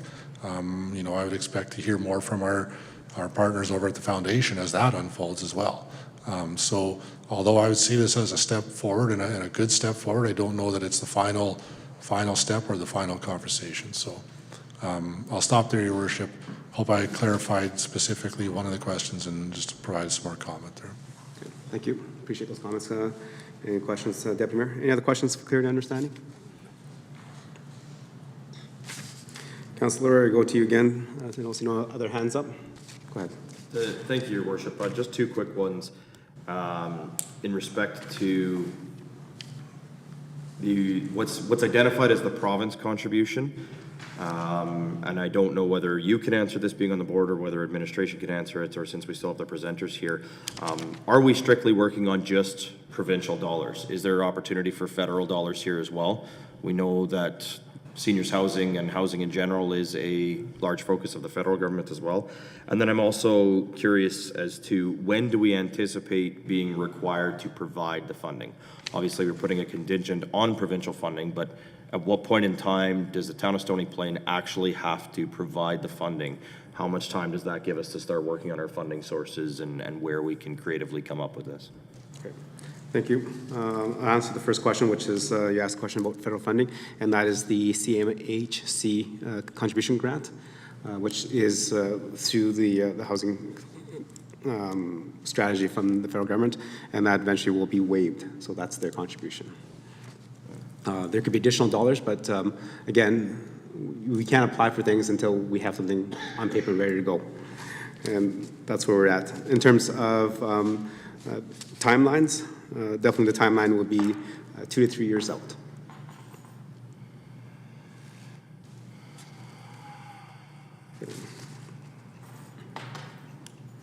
Any other questions for clarity and understanding? Okay. Members of council, there is things that we do as members of council, and we make decisions on things because we believe it's best for the community, because it's something that we need. I don't think, maybe once or twice, sitting in this chair, that I voted for something that I had 100% knowledge of where it was going to go. As leaders in the community and part of governance, is making the best decision possible at the current time with the information that we have. Right? We heard a comment about an open checkbook. This is not an open checkbook. The town's commitment is $1.27 million, part of our capital, based on an equalized assessment value. Right? The city of Spruce Grove has a $2.8 million, almost $2.9 million to deliberate and decide. Parkland County has a $5.3 million, so it's not an open checkbook. We know what our contribution is for the capital when it's done. It's $1.27 million. Yeah. And we heard questions about those uncertainty of how large the facility could be. Right? The motion at the board was up to 102 units. So I think that's what we initially looked at, maximizing that partial lot was about 102 units. But when the presentation was made at this council asked questions, can we go lower? That's why the conversation was, well, yeah, let's see what we can get first. And that's why the motion was up to 102 and not a range to pigeonhole the Meridian Housing Foundation. Right? We asked about, we don't know where all the funding is coming from, 100%. Because before we can pull the trigger and do a project, you need to have different funding models, funding envelopes. How much is the town going to provide? How much is the county going to provide? How much is the city of Spruce Grove is going to provide? How much is the province going to provide? We need to know those answers in different funding envelopes before we can decide on an exact number of a lodge. Right? In terms of how do we finance this? This is the beauty of it. As mentioned by the Housing Foundation, this talk was started in 2018. It was asked for a municipal capital contribution that all municipalities will fund it the same way. That was turned down by one of the partners. And it came back again with a different number. And again, because it was a capital requisition contribution, all three municipal partners had to say yes to it. And again, it was not carried. So now the option comes back to all three councils is you may fund it whatever way you see fit. It may be internal borrowing, that we can borrow from our own reserves and then pay ourselves back through the tax base. Or we can borrow it and debenture borrow it using our debt limit to fund that initial part. Or we can actually even requisition ourselves and add it to our property tax line. If you have looked at your property assessment values that came out in February, there is a part there, well, not yet, actually, sorry, my mistake. The values just have the value on it, but on the actual statement itself, there is a line that says Meridian Foundation. Do you know what mine is for the whole year? $23.03.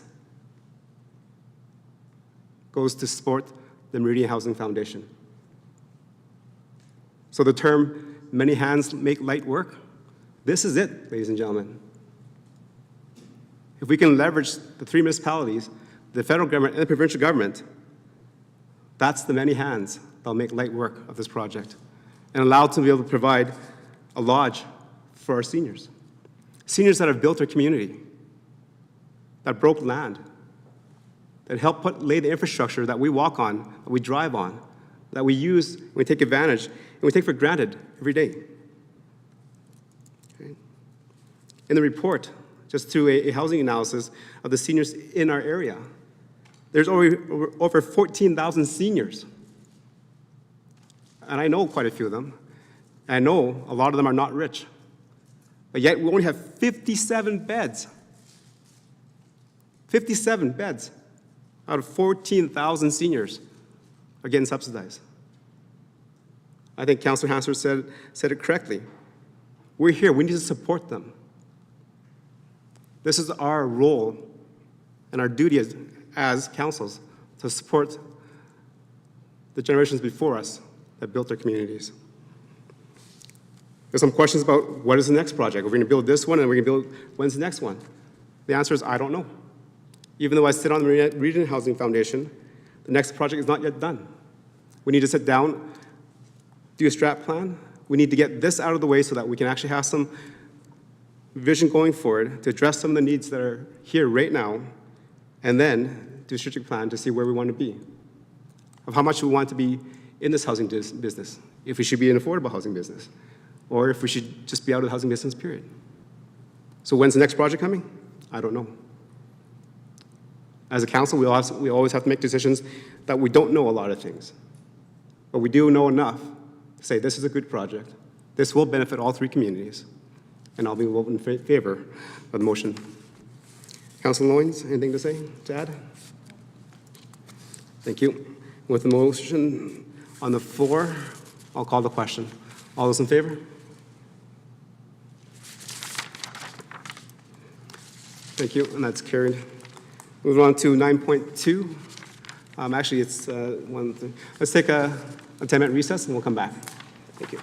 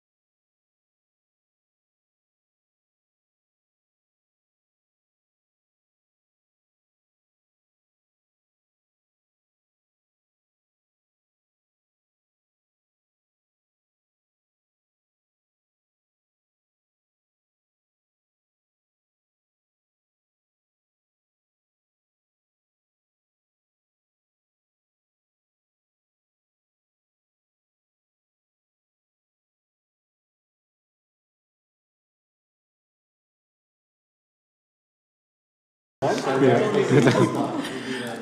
Everybody was excited. Hey, welcome back, ladies and gentlemen, members of council. And continuing on with our agenda, 9.2 is the strat planning that council has been involved in just the last couple months. Administration, go ahead.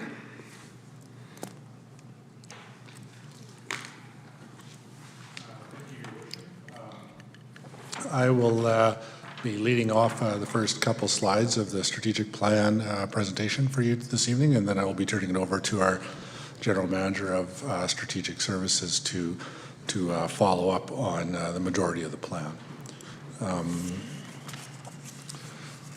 Your Worship, to begin, Stony Plain is a growing community in the Edmonton region. We are home to nearly 18,000 residents, over 900 businesses that call Stony Plain home. And as you can see, a badge of honor that this community has worn for quite some time is our uniqueness and our belief in our community. Again, we had a couple examples already this evening of strong community spirit and the notion of who we are. Next slide, please. There's a good-looking group of people up on the screen there for everybody to see. Your Worship, as I know you are all aware, but partly for our viewing audience, this council, the one we're looking at now, was elected last fall. Certainly heard a lot from the community through that process. It's the ultimate in community engagement. And from there, council did come together early in the new year to work on a strategic plan for our community. During the last couple of months, as council is aware, we have done some work on your behalf behind the scenes to bring this for you this evening. With your guidance and direction, we seek to ensure the commitments and key actions in the strat plan are relevant and advance the priorities towards the long-term vision of Stony Plain. Your Worship, before moving into the details of the plan, I'd like to provide some context around the overarching theme of guiding community growth. This plan has been developed anticipating Stony Plain's continued population growth towards 30,000 people, 30,000 citizens here in Stony Plain. Determining what we need to do in order to provide the services, the programs, and the decisions to ensure Stony Plain reaches this milestone as a stronger and more vibrant community frames much of the work ahead. As council will recall, much of the dialogue was about potential growth, the effects of growth, what that means, what that looks like, how does it affect us, how do we shape it, how do we ensure that when we approach that 30,000 number, when we get 5 years, 7 years, 10 years out from today, that the community that exists at that point is one that we can all be proud of. To enable and to guide the next generation of community development requires an understanding that the future of this Stony Plain will be as a growing and changing urbanized center. Believing in and accepting this reality allows the community to create and influence and ultimately shape that future. Some of the other conversations council had was that this strategic plan is the community's plan. It reflects the changing nature and the desires of our community as brought forward by their elected community leaders, as you brought forward in those conversations. The plan itself guides and outlines the work of the municipality while also providing a framework to community groups, partners, and stakeholders. Your Worship, you can see what's up there. I'm going to take the opportunity to quickly read it for the record and certainly for the viewing public or anybody that comes back to watch this. So together with businesses and community groups, with partners and residents, and with focus and compassion, Stony Plain will grow to be a place of economic and community prosperity, a place where jobs and connections are plentiful, a place each of us are proud to call home.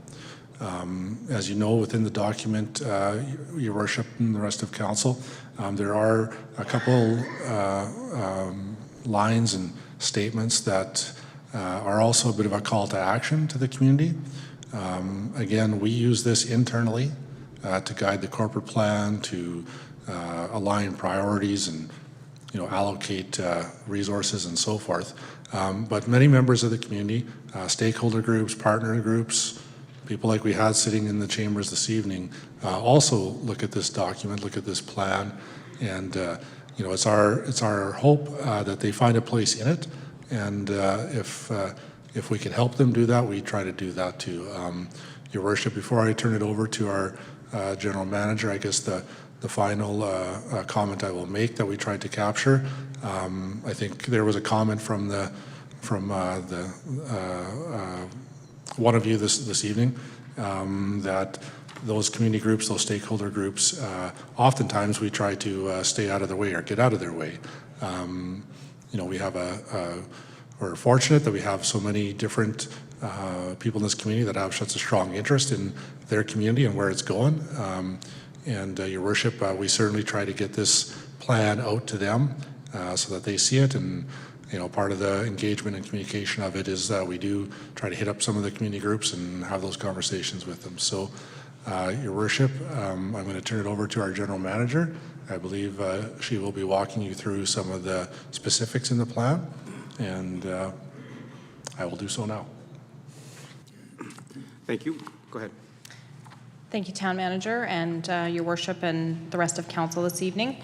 I'm just going to reference the draft strategic plan has been provided within the Council agenda package this evening, and beginning on page 66 of the agenda package, the framework for our strategic plan is drawn from our long-term community vision and values outlined in our municipal development plan.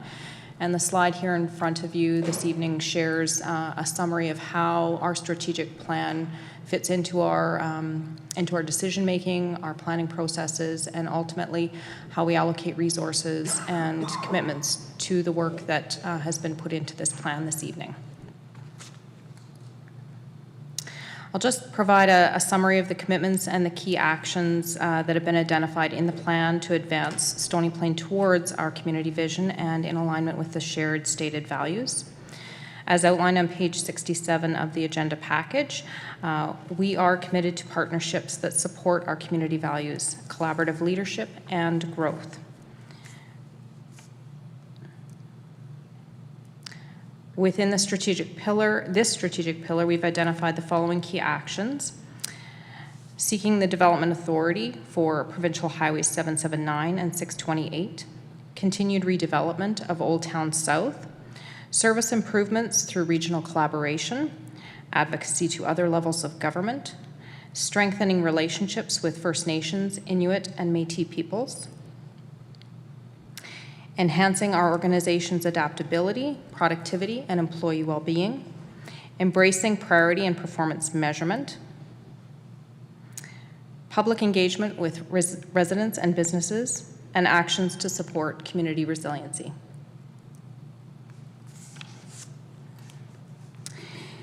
Included on page 69 of the agenda package, we are committed to actions that support our current business community and attracting new business.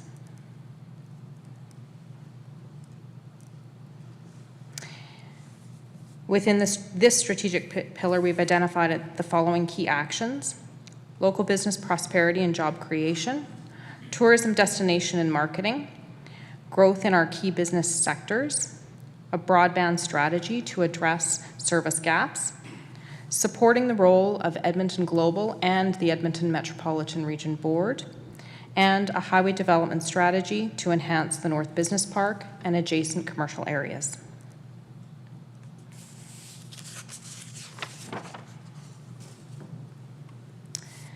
As outlined on page 71 in the agenda package, we're committed to maintain and improve the infrastructure and amenities that support our high quality of life.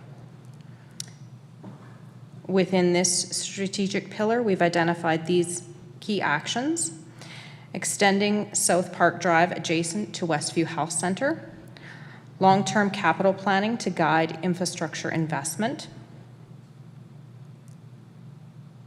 construction of a recreation facility, infrastructure servicing plans for Old Town South, construction of a municipal cemetery, and capital projects that support economic growth and diversification. On page 73 of the agenda package, our fourth strategic pillar of community development indicates that we are committed to safe, cultural rich, diverse, and self-sufficient community.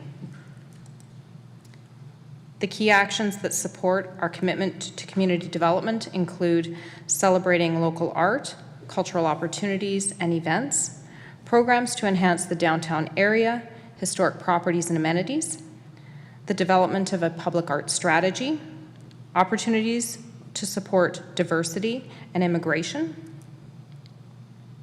rail line safety improvements, infrastructure to enhance pedestrian safety, monitoring our public safety levels, civic engagement and implementation of the Together We Shine initiative, consideration of future school sites within our community, and approaches to diversity of housing. Finally, on page 75 of the agenda package, the strategic pillar of environmental responsibility outlines our commitment to protect the environment for our residents today and in the future. The key actions identified to support this commitment are regional waste, organics, and recycling opportunities, an urban agricultural master plan, supporting regional and provincial environmental initiatives, initiatives to reduce our environmental footprint, recreational green space and parks management, and public education to support the role of residents and businesses. In closing, administration will continue to monitor the status of each key action within the strategic plan and provide quarterly updates to Council.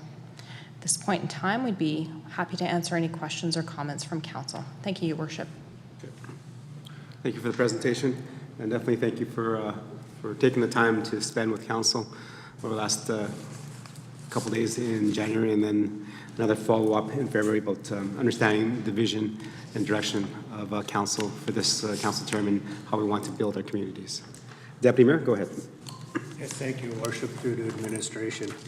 I just want to comment on the fantastic job that I see before me. Even though we kind of thought we should cut this down from the last one a little bit more, it is growing substantially. But a great job. It's a well-presented strat plan, and I think it covers all the aspects that we were talking about at our strat planning. So thank you very much. Thank you. Members of Council. Councilor Laurie, go ahead. Thank you, Your Worship, and I'd echo Councillor Kolechko's comments. Again, it's a fantastic document. The formatting, the layout, how everything's presented, I think it's wonderful. What I am wondering, though, and what I'm curious, though, is with a lot of reports, you get an executive summary, and I'm curious, would we have a resource, or could we create a resource that would be either a single-sided or a double-sided one page that would at least highlight most of the strategic plan, to provide a smaller, easier to read format of the document that we could present, whether, say, for instance, we're going to an economic development conference right away here. Would that be an opportunity to provide that information condensed with the background information of having the entire strategic plan available to somebody? Your Worship, through to Councillor Laurie and all of Council, we can certainly look at ways to provide different formats for the sharing of the document. Certainly the other alternative as well is looking at sort of electronic formats and things like that that might make it very quick and easy to transact and share the distribution of the strat plan, as well as you say, a smaller, perhaps one-page or two-page summary sheet as well. So we'll certainly look into that going forward as well. Thank you.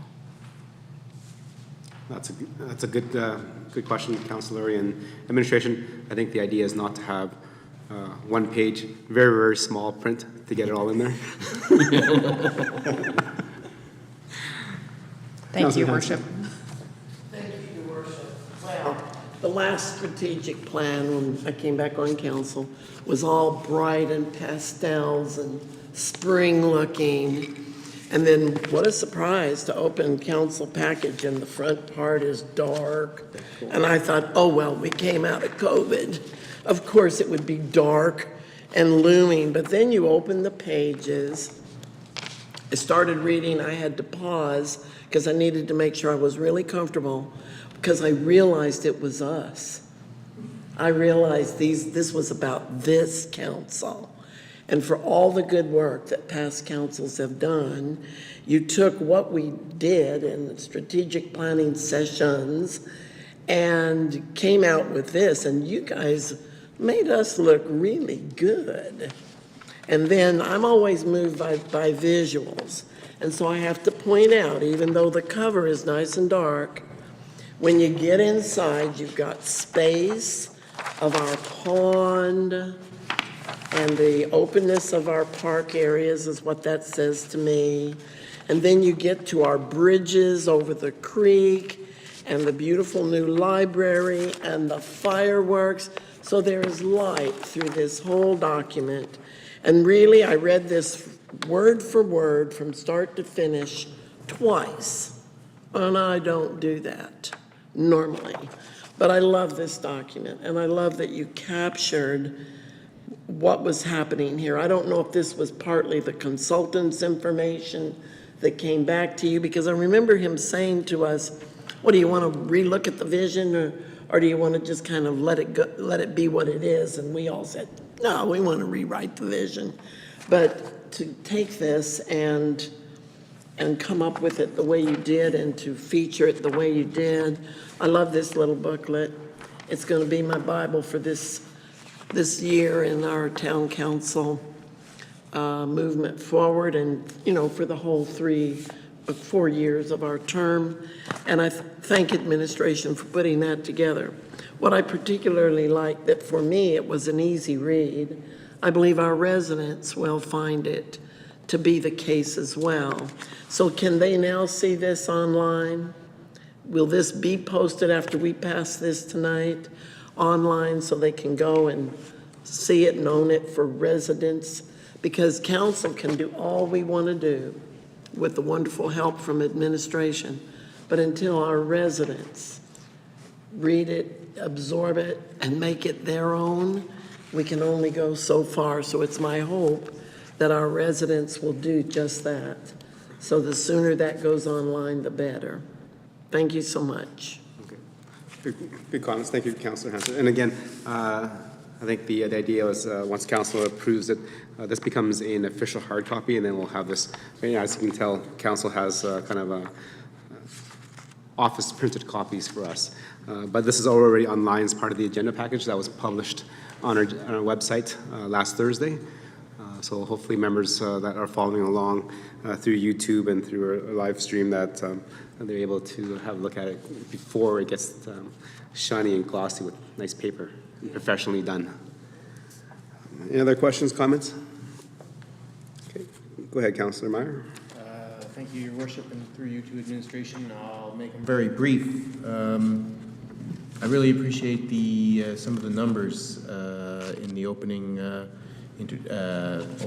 pages here. I think it's particularly going to be eye-opening for some residents that we are as big as we are, and we have as many businesses as we do have. But I would also just like to draw on, I think the number 30,000 comes up at least a half dozen times in the first 3 pages, which is a good place to get some of our residents to start thinking about. And so with this strategic plan, I hope we start knocking down that wall a little bit and get people to think about Stony Plain uniquely. Nice work, Councillor Meyer.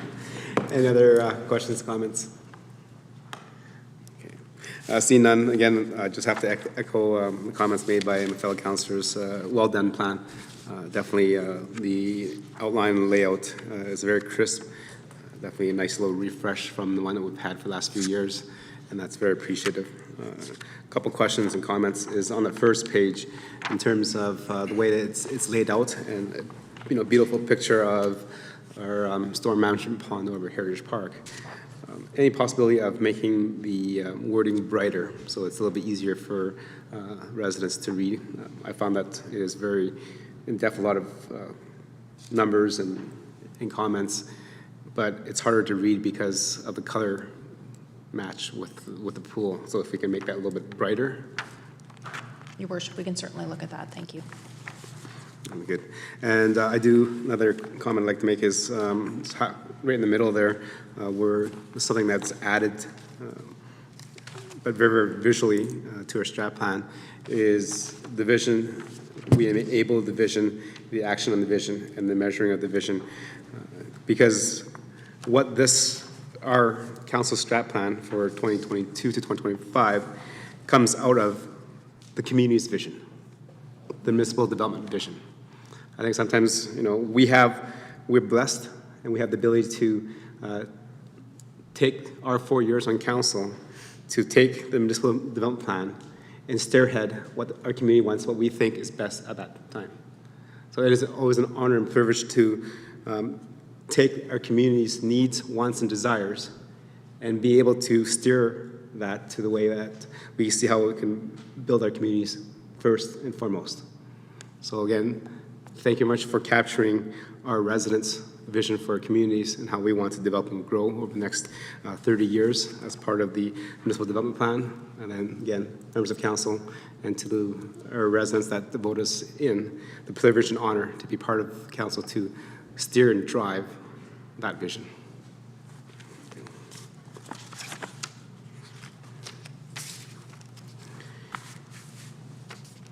Councilor Laurie, please, with the motion. Thank you, Your Worship. We'll move the Town Council adopt the 2022 to 2025 strategic plan as presented. Okay.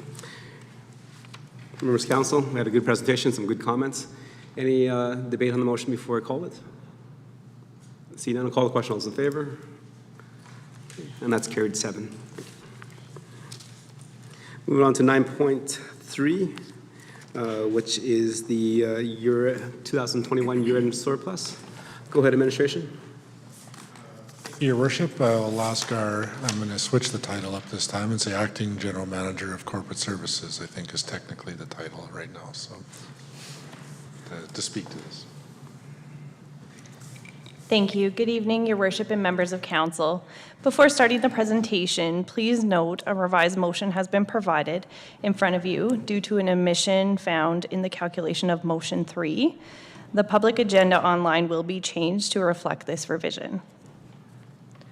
This evening, I'm here to present to you the information as included in the agenda package in regards to the 2021 unaudited year-end results. Basic operations represented a surplus from budget in the amount of $472,942 for the year ended 2021. It is important to note the data presented is unaudited at this time and has potential to change slightly as the audit is finalized. In the report included significant variances to budget that have been explained, making up the total surplus. Outside of regular operations, in 2021, the details of the RCMP contract was finalized with the City of Spruce Grove, Town of Stony Plain, and RCMP. As a result of finalization, expenses were reconciled back to 2019 and resulted in a one-time true-up for the town in the amount of $337,000. In addition, the RCMP collective agreement has been signed, defining the retroactive pay going back to 2017, of which increased the town's liability by $250,000. Advocacy efforts continue regarding where the responsibility lies for this back pay liability. The impact of these two items is $587,000 and is reflective in the revised surplus calculation. In 2021, finalized construction costs on the joint RCMP building were reconciled with the City of Spruce Grove. As such, administration is recommending bringing forth the debenture overborrow on the RCMP facility to offset this additional expense. After final construction costs, the overborrow has been calculated at $576,524. After recognition of both the overborrow and the RCMP expenses, the revised surplus for the town is $462,466. This surplus includes all expenses related to the RCMP union agreement back to 2017 at this time.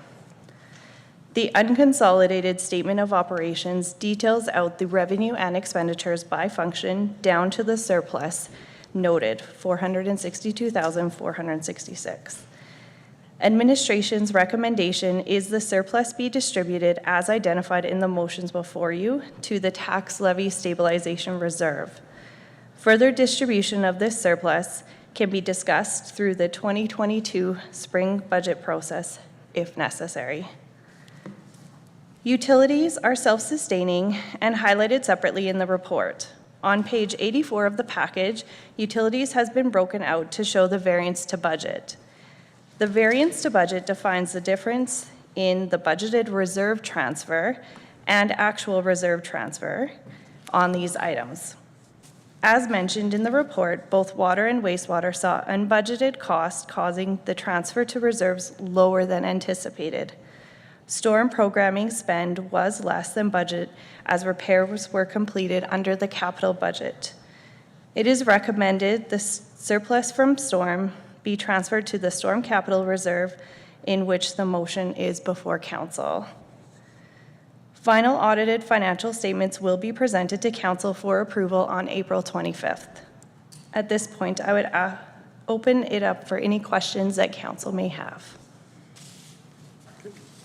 Thank you for your presentation, and thank you for providing us the new recommendations as the error was discovered. Members of council, any questions for clarity and understanding on the presentation? Councillor Hansard. Your worship, just for those who might be watching at home, when a term over borrow is not something the average person uses, does that mean we borrowed more money than we needed to borrow on the RCMP building, and that's where these extra dollars are showing up?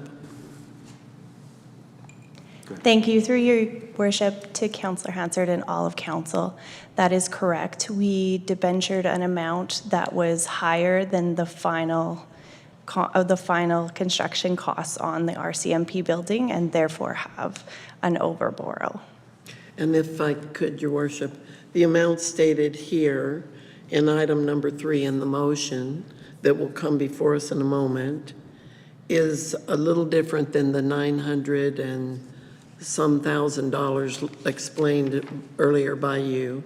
So that number doesn't show up in the actual motion. Is that correct? That's the way it's supposed to be? Correct. Through you, your worship, and to all of council, it is my apology that that number was was an error, and the motion before you, the $576,524 is the correct value. Thank you very much.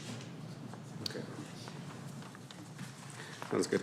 And then just to add something to what Councillor Hansard asked, was just the overborrow, as mentioned by Councillor Hansard. It's not a term that many residents here understand. And in fact, it is considered an overborrow is because council has to approve a debenture borrow of a certain amount, and that's the amount that we have to borrow out. We can't take any less or any more. It is the amount that we approved as a council. And then therefore, when the project comes under budget, then that amount is considered an overborrow, which is very similar to what we had with the refurbishment of the Glen Hall Centennial Arena roof, and that was an overborrow line item in our budget for a long time until we used it up. Councillor Laurie? Thank you, Your Worship, and I'm going to go back to the RCMP here a little bit. And so I'm going to walk through this just so I try and make sure my understanding is very clear. Obviously, we had seen a letter from Mayor Choi had forwarded to council a little while ago about the RCMP true-up for the contract negotiations. And as I'm reading through, I'm reading that the town experienced a one-time true-up expenses back to 2019 in the amount of $337,000, including percentage allocation, etc. And then it moves on to say the retroactive payments in the amount of $700,000 required an additional accrual of $250,000. When doing that math there, we're only at about $580,000, or maybe it's around that 576, 524. I'm not sure, but I'm missing that. How do we get up to 700,000? Where is that in here? Thank you for the question, through your worship, to Councillor Laurie and all of council. We did receive a letter. There are two items that are separate here. The first item I'll talk about was the 337,000 that you first mentioned, the first paragraph.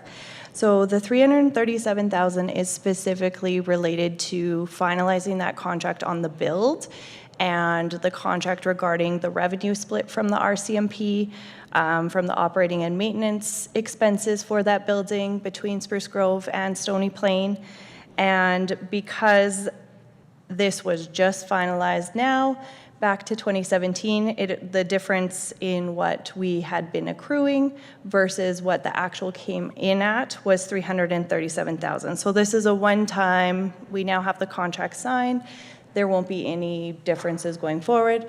We have looked at our budget and ensured that we have the right costs going forward in that respect. So that is just in respect to operating the building, the salaries for the staff in that building, and the percentage split between the RCMP, or the RCMP, Spruce Grove, and us. So that is the number one item.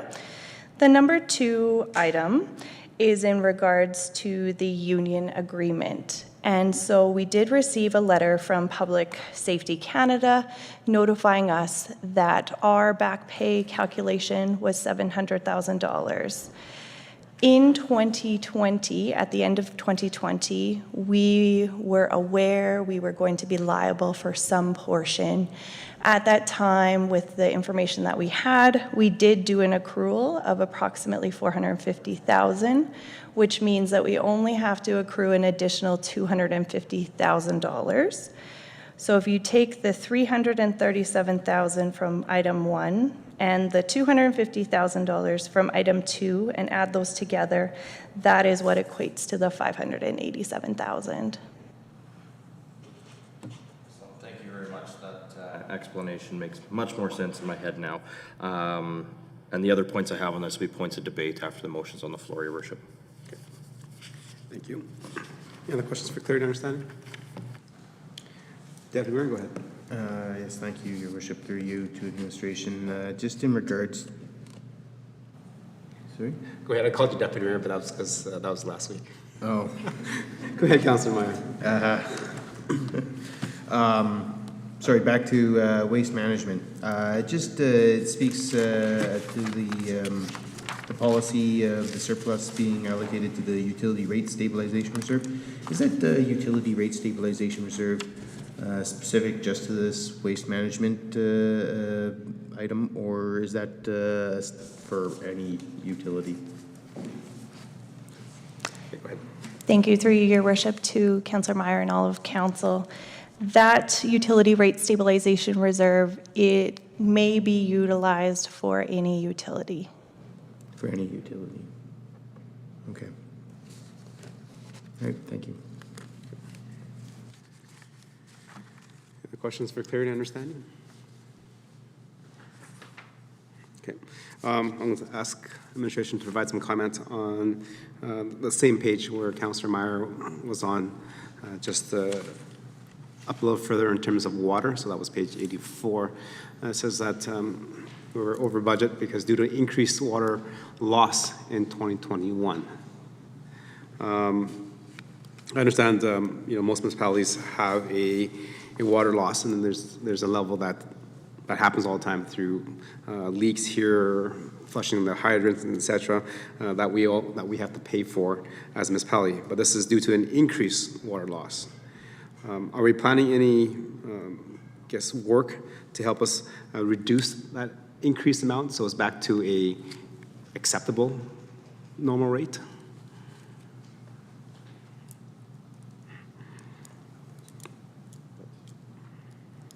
Thank you, Your Worship. Through you and to all of council. We have done some evaluation and analysis. So we do budget for a water loss. However, the water loss that was realized this year was greater than what was budgeted, which caused the variance. This is something that we've worked with engineering and that we're looking to identify the source of the additional water loss, and we'll be putting efforts towards that in 2022 in regards to bringing in a contractor to do so. And maybe I'll just ask the General Manager of Planning and Infrastructure if he has anything else to add.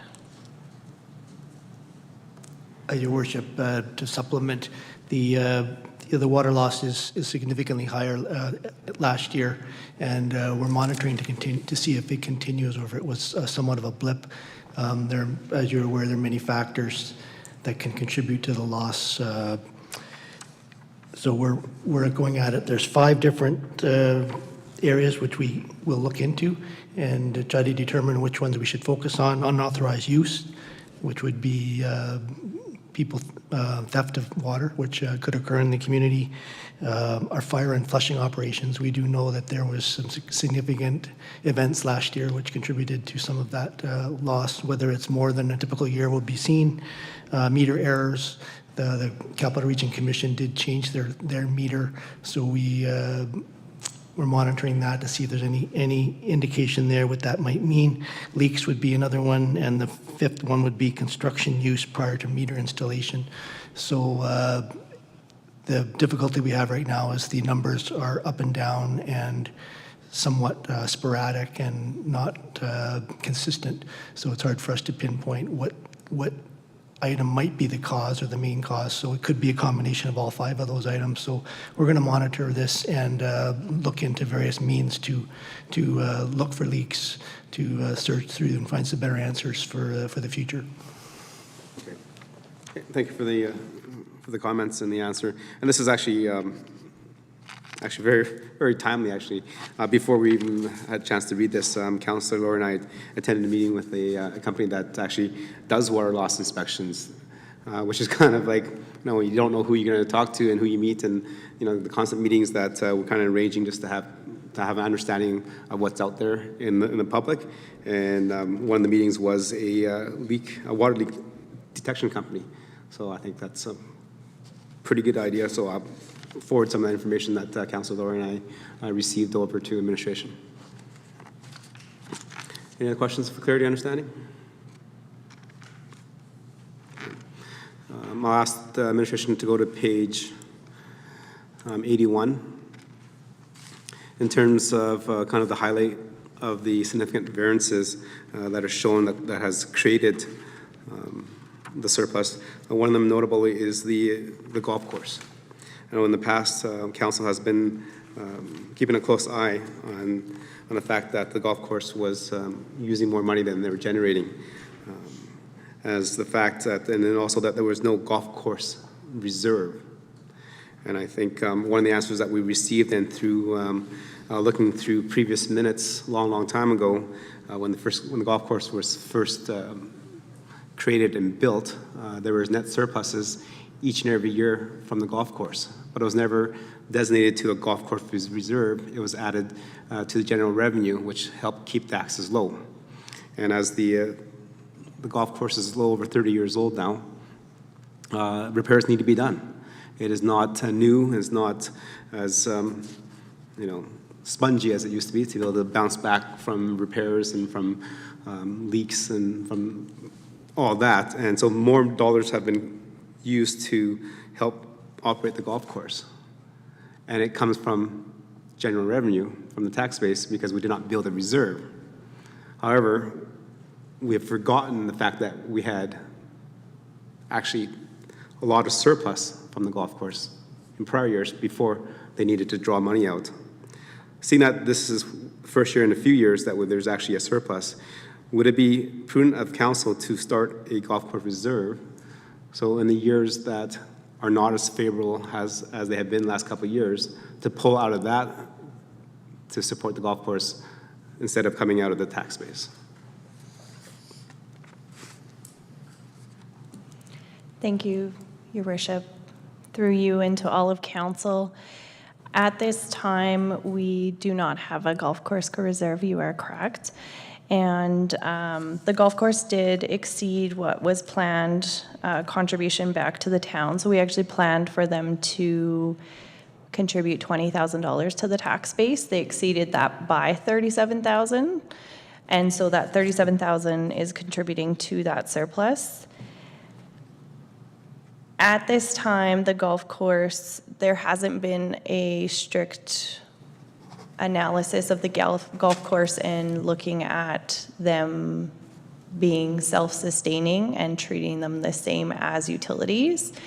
We do fund their capital equipment through the general capital equipment reserve. It could, if council did choose to create that reserve, we could create a separate capital or operating golf course reserve to understand and monitor and transfer basically surplus and deficit through that reserve. The analysis has not been done to understand the future implications and if that would be sustainable through the future. However, should council want to make that motion, they absolutely can. Okay. Thank you for that clarity. So if council chooses to create the golf course operating reserve, we can earmark that $37,000 from there instead of going to general surplus tax stabilization, because if the golf course needs money, it's going to come out of that reserve or the golf course reserve, right? So I kind of, okay. Worship, when would be an appropriate time to make such a motion? As soon as I accept a motion to debate the recommendation that's put forward. At the end of this vote? Actually, there's no vote. We're just asking questions for clarity right now. Okay. So you can make that motion if you like after I've accepted the motion to debate the recommendation. Okay, if you'll not add me, I'll know what that means. Okay. Okay, any other questions? Councilor Lowry, go ahead.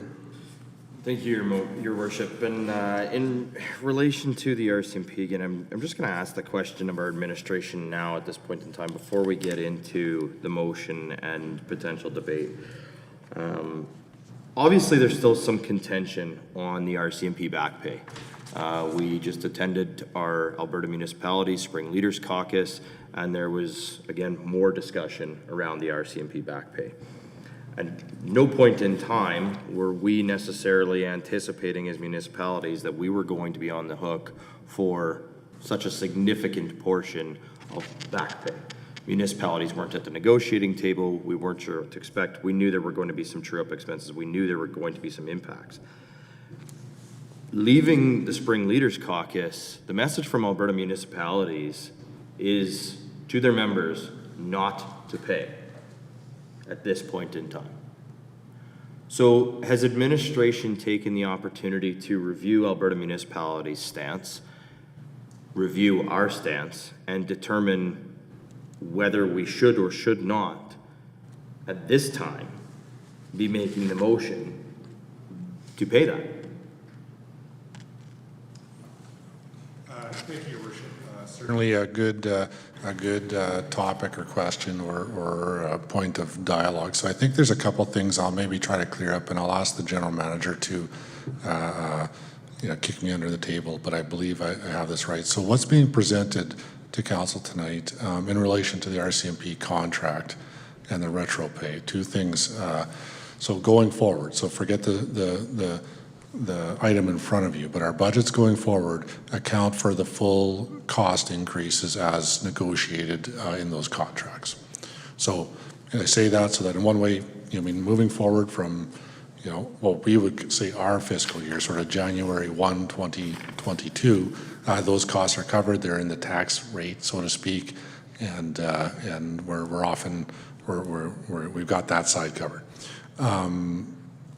Going now into the retro pay conversation.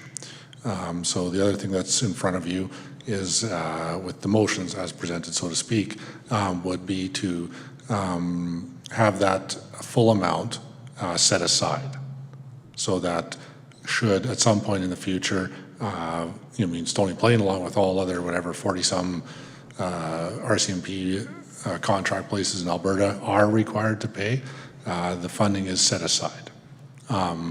So there wouldn't be another conversation in these chambers saying, okay, where are we going to get this from, and so on and so forth. So those, just for clarity, those two things. Going forward in the new budgets, it's covered. The retro pay is covered with the motions in front of you tonight. So having said that, to go a little bit further now onto, the potential, the likelihood. I know, again, strong, strong advocacy, not just at the Alberta level, not just at the local level, but certainly at the national level. It's not something that just affects Stony Plain. It affects, places in New Brunswick and the Maritimes and BC and Saskatchewan, Manitoba, so on and so forth. So it's a national issue that way. So FCM is involved, the Federation of Community Municipalities is involved with that advocacy as well. What does that look like? How does that end? Where do we see that? How do we see that ending? That's something that could go on for quite some time. It could be a dialogue for, between federal, provincial, and municipal governments for quite some time. As you may, or I believe Council's probably aware, the provincial governments have a stake in that debate as well, because they are affected directly too as a contract service, pay a contract with the RCMP as well in their own side of the world. So, all that being said, so what we've attempted to do here is to cover those costs. If in 6 months or 18 months we find out that we do not have to pay the retro, or we don't have to pay a portion of that, or so on and so forth, then that money would just come back in for reallocation, so to speak, to council. That's how I would, or we would see it unfolding. I think I'll stop there, Your Worship, and if there's any follow-up questions or thoughts along those lines. But as it relates, yes, AB Muni is on it. I know our Mid-City Mayors group has spoken to, the fact of not paying in advance. There's two minds there. For one, that's a political statement, no question. That is a signed contract, it is an agreed contract that we've entered to, and so on and so forth in good faith. But I know that has been the ask that we withhold, so to speak, amounts equivalent to those retro increases from future payments as they come in. We get billed quarterly, I believe, and we pay quarterly, so to speak. So the next one will be coming in, I'm not sure when, but it comes in quarterly. So on that note, and I'll try to wrap up, but on that note, there is precedent for that. I can speak personally to that. We did something similar to that while I was in Saskatchewan in a previous municipality, where we withhold specific payments on an RCMP contract because we were what would be considered politically unhappy with the way things were going. It did get attention. It did bring people to the room, and there were dialogue and so on and so forth after the fact, and played out reasonably well, but did get attention, and it was an effective way of getting people to, I'll say, pay attention to the issue at hand. I will absolutely stop at this point, Your Worship. Thank you for that explanation. Any other questions, comments for clarity and understanding? Okay, seeing none. Moving on to 9.3. Councillor Hansard for the motion, please.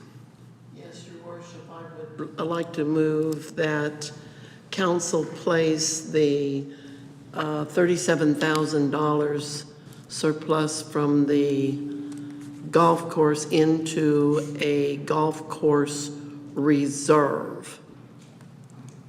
Okay, so Councillor Hansard, I'm just going to kind of reword this a little bit. If you can just read what's on the screen to make the motion for 9.3, and then we'll add number 4 Okay. as the... So you want me to take the whole motion then? Yes, we don't have a motion on the floor yet, and All right. I'm asking you to make that right now. Your Worship, I move that Town Council approves the distribution of 2021 operating surplus to the tax levy stabilization reserve. 2, that Town Council approve the 2021 storm surplus of $163,712 to the Storm Capital Reserve. And 3, that Town Council approve the recognition of debenture overborrow as it applies to the RCMP building into operations in the amount of $1,027,711. No, Pat. Sorry. Oh, that was changed. Yes, I think you received this. It was mentioned that when they did the calculations, there was a number that was counted twice. That's right. So the amount then is number 3. I'll do a correction on the third part of that motion. Your worship, that town council approve the recognition of debenture overborrow as it applies to the RCMP building into operations in the amount of $576,524, and 4, that town council approve $37,000 Transfers, yeah, to transfer to the golf course reserve, operating reserve. golf course operating reserve. Thank you. And so administration with Councillor Hanser's addition of taking the dollars out to the golf course reserve, so it actually funds itself, the operating, then the number 1 should be only $425,466. I just did a quick math. Just subtract. Calculators are awesome. Okay. Thank you, Councillor Hanser. Anything to speak to before I go to members of council?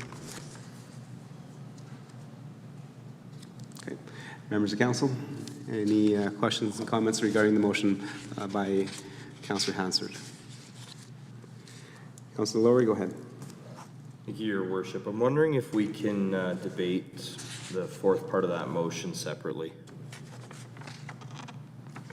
Yeah.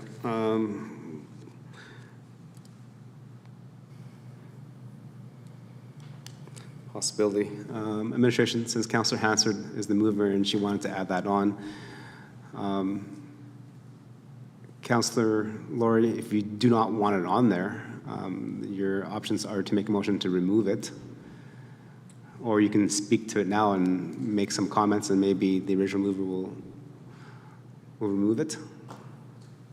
Yeah, Your Worship, thank you. From a point of governance, I believe if a motion has multiple points, they can be split.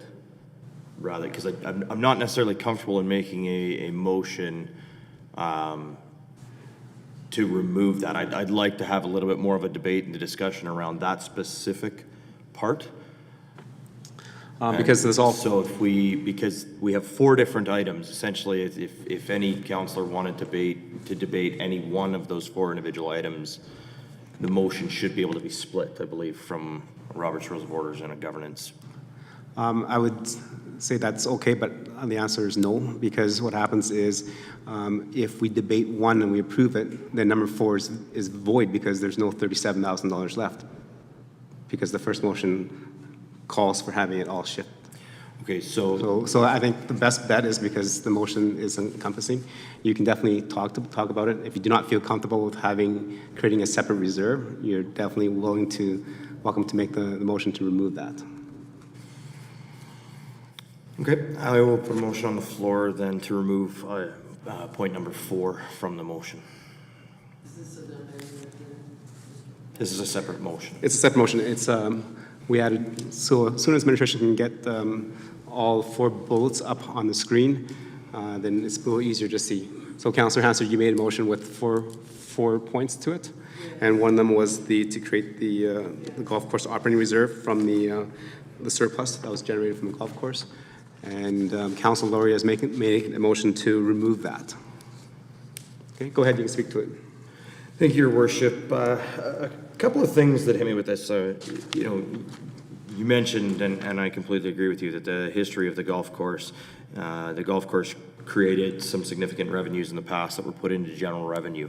The golf course has also had expenses that are currently coming out of the various different capital revenues. There is a life cycle reserve that does already exist for the golf course to help manage things like the capital and that sort of things. But I think the biggest thing in what I've heard tonight already from the manager of finance is the golf course's revenue is actually $57,000, not $37,000. The $37,000 was over the anticipated budget of a positive $20,000 return, which was then returned to the town into general revenues. So I worry by taking the golf course and segregating it out as its own piece, now all of a sudden it gets looked at as its own individual entity and asset and not on the footprint of the entire town and in the way that we look at the entire town. Again, as I mentioned, we have specific capital life cycles for the asset of the golf course. That to me is the biggest part that I look for in here. And again, it's in our corporate plan on page 77. That's accounted for. When we're looking at this operating reserve, so do we have an operating reserve for an arena? Do we have an operating reserve for Heritage Park? Do we have an operating reserve for our fire department? Essentially every other business unit of the town of Stony Plain, we could justify creating an operating reserve for. So my other question is, we put $37,000 into this.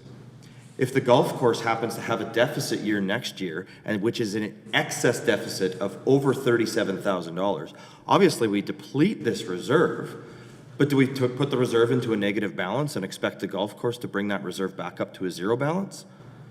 I don't believe that creating this reserve is necessary. I don't believe that it's beneficial.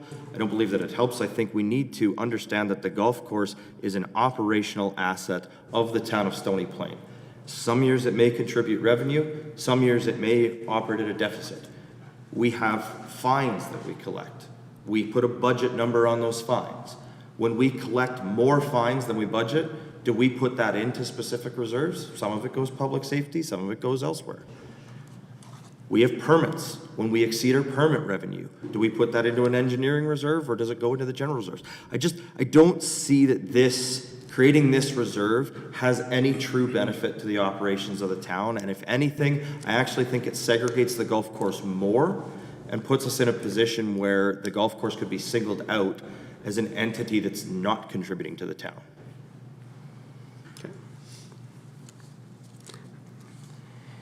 Comments and debate on the motion, the amendment from Councilor Laurie to remove item number 4.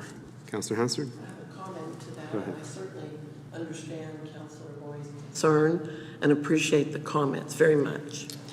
I know in some recent years, there's been a growing number of people who believe the town ought not even be operating a golf course, that it's a very expensive park or amenity for a select few people in the town, and that in many ways it's not even an affordable entity for most of our residents to enjoy. I was on council in those years previously when the golf course did produce an overage in their funds, and that gets very quickly forgotten, Your Worship, as we then have to turn around and put money back into the golf course. The question would come up quite often on council. Did the golf course make enough money to cover these things?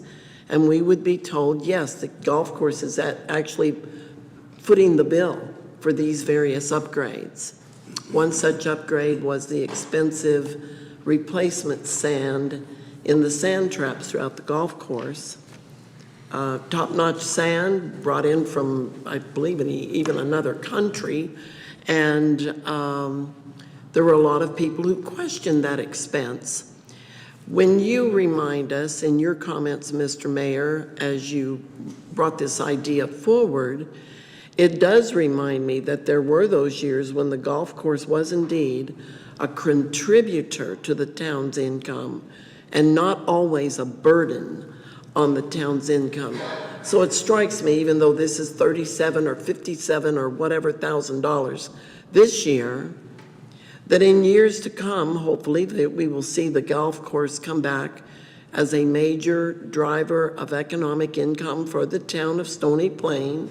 And by setting aside some of these surpluses, it will remind people in the future, when this group of people is not here to remember and to talk about it any longer, that indeed the golf course has paid its fair share over the many years of its existence, and that we set this money aside so it can help to cover those expenses that may come up in the future. That's why I thought it was a good idea to add it to this motion. Thank you. Councillor Hansard. Any other more questions, comments, debates on the motion? Okay. See none. Councillor Lawyer, I do appreciate where you're coming. You do make some good points about it's an operating reserve regardless if it's tax stabilization reserve or any other reserve that we do have. My thoughts around creating this reserve, and I think Councillor Hansard made a really very good point, is that people tend to forget the surpluses that were made on the golf course prior to the golf course requiring money out of the reserve to support itself. I believe this is a way to go in terms of transparency for our community members. If you ask many community members around any town, city, village, county, you can find pretty much agreements that the municipality's role is to run arenas and facilities at a loss, to supplement the community, to build a community for our children, for recreational needs and amenities. But I can guarantee you it's very, very hard pressed to find any members or many members of the community that says that the municipality should be subsidizing the golf course for operations to subsidize golfers. I think creating a reserve will allow us to be more transparent with the contributions that the golf course does make to the tax base, so that when there is a need, because as the golf course ages, there'll be more work, more repairs, that we can take it out of the reserve and we can show that there was years that was profitable that we put aside to pay for the repairs that are happening today. And as you said, if there's no money there, then it comes out of the tax stabilization reserve, which happens now anyways. But we lose the sight and then we lose the fact that for the first 10 years of the golf course was contributing 6 figures on the positive side to the town of Stony Plain, which allowed it to keep the taxes lower. As the golf course continued to mature, those surpluses went lower and lower and lower until pipes needed to be redone, sprinklers needed to be redone, clubhouse had to be rebuilt, maintenance shop had to be built because we never had one. So that is where I see that this is valuable in terms of transparency for ratepayers to say that it is here. Most of the money coming to support the golf course was generated by the golf course and not by the general tax base. Thank you. Councillor? Your Worship, and I appreciate the comments. I still stand by my original statement, though. When you look at our significant variances in the agenda package that we have in front of us, for example, there's $90,000 savings in the outdoor pool. Should we be creating an outdoor pool reserve? Because we know that, unfortunately, the pool sometimes can also run at a deficit. But we also know that it's an asset of the town of Stony Plain. We also know that it contributes to the town of Stony Plain, to the feel of the town of Stony Plain, to the culture of the town of Stony Plain. I view the golf course and the pool in the same light. So, in theory, in what's being asked of us tonight to create a reserve for the golf course, to put this $37,000 in there, the same principles and the same theory should be applied to the outdoor pool. And we should be putting the $90,000 saved this year on the outdoor pool into an outdoor pool reserve, so that we have that to lean on if the outdoor pool happens to come up short in the next year or two. I can completely agree that from if you want to call it a transparency or a visual standpoint, that creating this reserve does show that the golf course profited. Again, it doesn't necessarily create transparency because it doesn't show the golf course profited $37,000 because the golf course profited $57,000. It shows we took $37,000 of that profit and put it into a reserve, not $57,000, which is what the golf course actually contributed to the town. So if we want transparency, maybe that number shown on the screen should be $57,000. I just don't agree that this is the right move. I don't feel that this is the right move. I think it's considered an asset of the town of Stony Plain. It contributes to the town of Stony Plain the same way other assets contribute to, the same way other revenues to. And with that, Your Worship, those are my final comments on it. Okay, and before I call the question, I think I just saw Deputy Mayor raise his hand, so Deputy Mayor? Yes, thank you, Your Worship. I just sat here and listened to the two of you talk about it, as well as Councillor Hansard. I think what's important here today is, not that long ago, we had a conversation in council over the past 4 years of how it was losing money and how the people in the community talked about it losing money. But they seen this same report come before council and noted it there very well, that there was a loss. It was well noted, people took note of it. I don't know that this is any different today with what we're talking about. Today, we're seeing a profit. So the people are seeing this just as they would normally on a sheet that is for public. So having a reserve set up for it, really at the end of the day, I kind of, you know, if we're setting a reserve for one entity within our community that is losing money and now is showing a profit, how about the rest of them that show profit today that lose money the rest of the time? Careful what we're wishing for along the way. We might be opening up a can of worms for every little thing to be put under the microscopic at the end of the day. Now, transparency is a good thing for our community, but we're very transparent. All they got to do is pick up or open up a council package. They can see exactly what it is. So I would encourage everybody that today we need to leave what is here. We don't need to have separate funds for every organization that we have within our community. It is not something that we want to set precedents with today or in the future. Okay, thank you. Yep.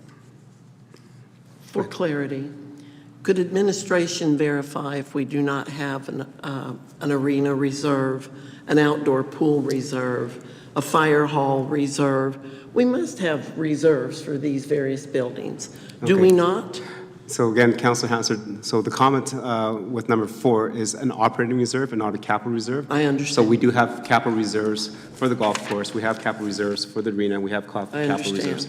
So this is in terms of the operations of the town, of the Stony Plain Golf Course. So is it possible the wording needs to be made a capital reserve? Well, we already have that one already. You already have it. So this, I think, in terms of what we've heard in the past, I think Deputy Mayor mentioned that earlier, is that we've had the last few years of considerable deficits within the golf course.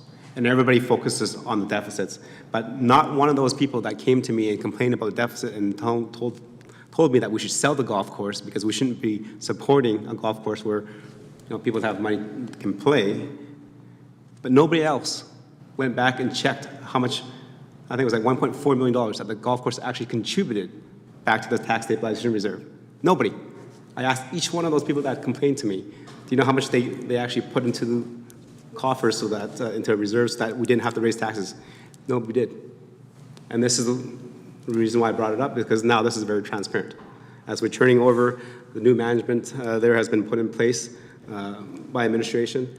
Last council has been really hands-on, or actually I wasn't hands-on, very hawk-eye about making sure that everything was coming in, it was operating well. And so we have a chance here to reset the image of the golf course. Creating a reserve, an operating reserve, I say, will allow us to do that, Councillor Hansard. Okay. So, it's not your motion right now. It is Councillor Lori's motion to remove number 4. Okay. So I will call the question. The motion is to remove item number 4 from Councillor Hansard's motion. All in favor? Opposed? Okay, that's defeated 3-4. Well, 4-3 is defeated.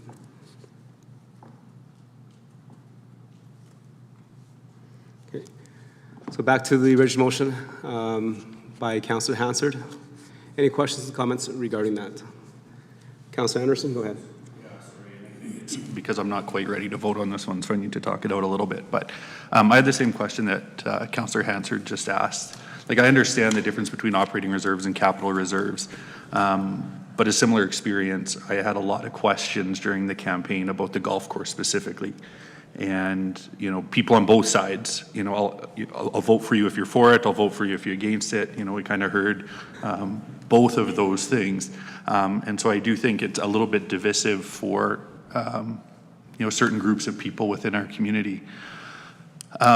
Would there be any reason that that couldn't be allocated into a life cycle reserve or a capital reserve, that surplus that exists? Like, is there something that would say we couldn't put it there or shouldn't put it there?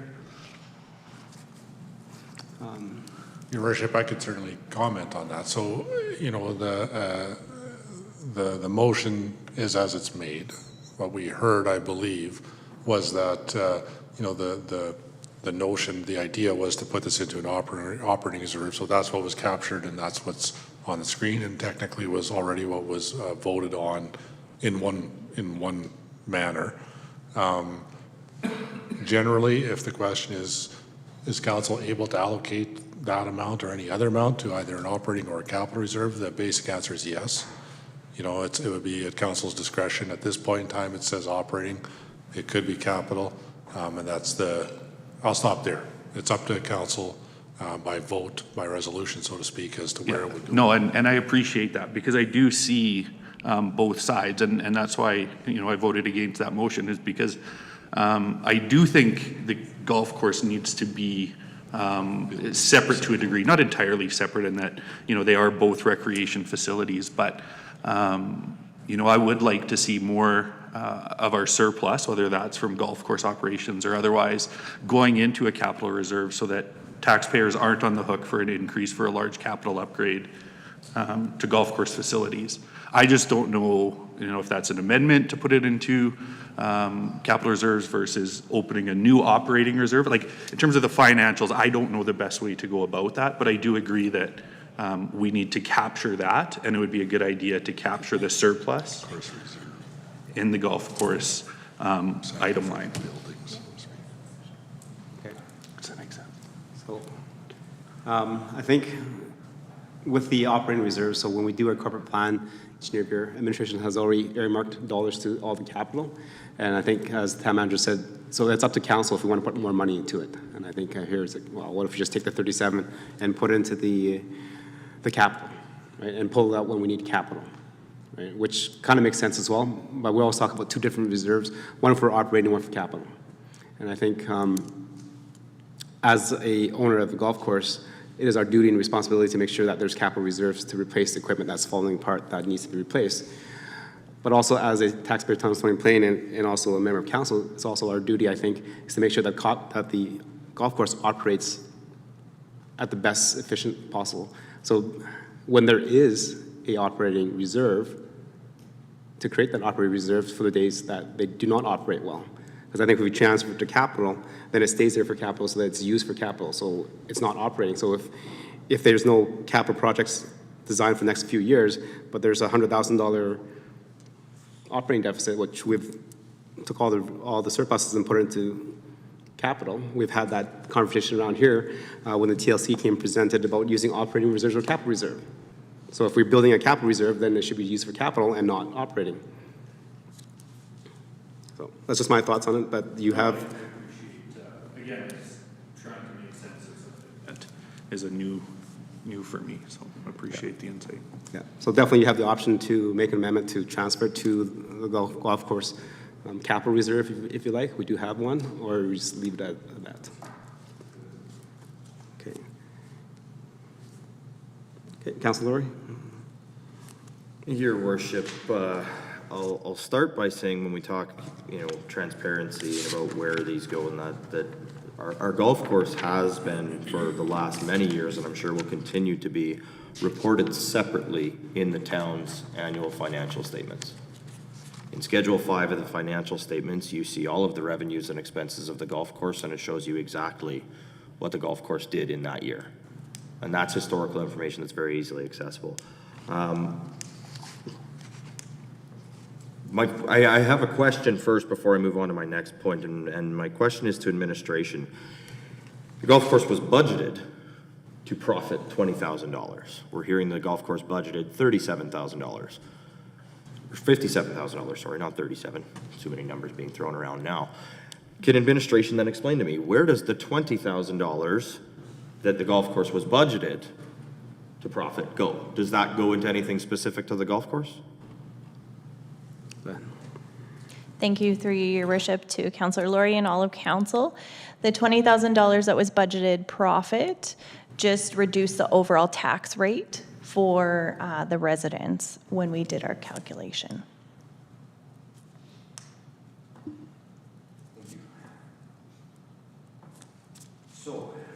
In seeing this come before us tonight, I wish this report was 2 weeks ago. 2 weeks ago, we had a presentation from the Tri-Leisure, and here we go talking about capital and operating reserves again. The Tri-Leisure requested permission from the town of Stony Plain to use $147,573 from their capital reserve to offset an operating shortfall. The point I raised that evening stands today. We are now sitting here with a $472,942 operating surplus.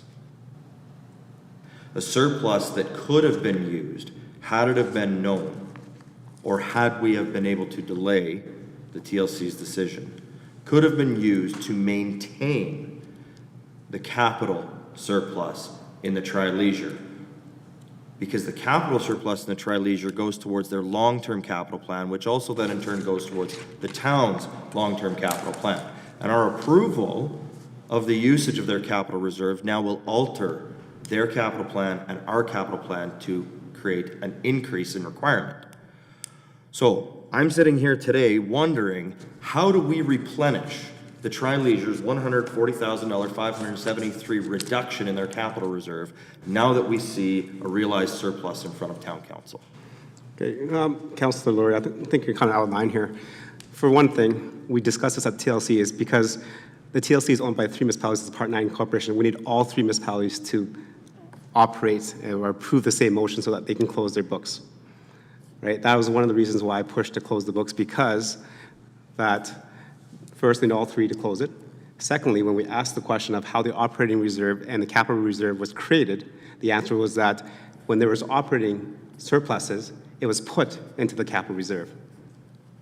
So if you want to ask the question is, administration, through the capital reserve replacement for the golf course, how much operating reserve has been put in there? Sorry, the golf course, Your Worship? Yes, because I think you were asking about, you're saying it's similar because now there's a capital reserve for the golf course, there was a capital reserve for the TLC.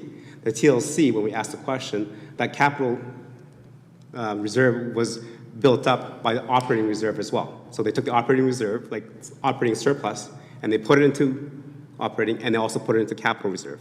So I think you're misunderstood, Your Worship. I've moved on from the golf course. Yes, now you're talking about the TLC. I am talking about the TLC, and I've asked administration, because I fully understand, after sitting on the TLC board for several years, how that capital surplus came to be. And so I'm asking administration, since we have reduced that capital surplus, what the town of Stony Plain's option would be to recontribute to that capital surplus to bring it back to its realized portion. I'm not asking what the other 2 municipalities would do. That would be on them. Okay, so your best bet will be to make that comment. Our TLC representative will bring it back to the board and bring it up to the board. Because if we put money into the TLC reserve to increase that, then when there's a capital project that the TLC needs to do that will access those capital dollars, that was only replenished by 1 municipality. So you're putting the town at a disadvantage, Councillor. So then should the town put those monies into a reserve within the town's coffers? That is always an option. We've had that conversation as a council in the past, as do we create a reserve amongst ourselves instead of the TLC, so that we can access dollars when the TLC needs them that are held in the town of Stony Plain versus held in the TLC. We've also had those same conversations about the Stony Plain Library Board, and we've also had those conversations about the FCSS when there was reserves there. So the question, I think, is maybe more suited for a strategic level in terms of planning and how we want to go forward. So the answer to your question is, if that's what you think is the best, you may ask that question to Councillor Hansard as she's the TLC representative, and she can bring it back to the board, and the board can have that conversation. And if that's the role and the direction of the board, they can make that requisition, or they can make that ask to all three municipalities. And again, because it's a Part 9 company, all three have to agree to refund that. So there's no way that I would support a motion that puts us at a disadvantage by putting money into reserve, which the other two municipalities can use without them putting money into. Thank you, Your Worship. The notion that you feel that any request I would have would put us at a disadvantage isn't appreciated. That certainly would not be the intention of anything that I would put forward. I will say, though, that given the conversation tonight around reserves, given the conversation 2 weeks ago around the use of the TLC reserves and how those are managed, that I think this council may be due for a conversation on all of our reserves and a review on all of our reserves and the considered structuring, especially considering we're looking at building our own recreation facility here within a very short period of time. We have several other recreation amenities. We've seen most of these discussions around the reserves are centering around our recreation amenities. And so maybe instead of individual reserves for individual amenities, maybe we need to have some type of a recreation reserve, and where we can hold funds for whether it be the tri-leisure, whether it be the golf course, whether it be the outdoor pool, or whether it be a new recreation facility within the town of Stony Plain.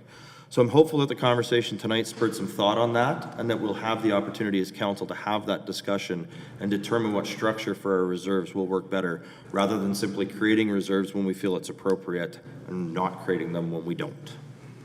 Thank you for your comments, and that's what council has been doing since the time of the beginning, to create reserves, what they feel is important at that moment in time.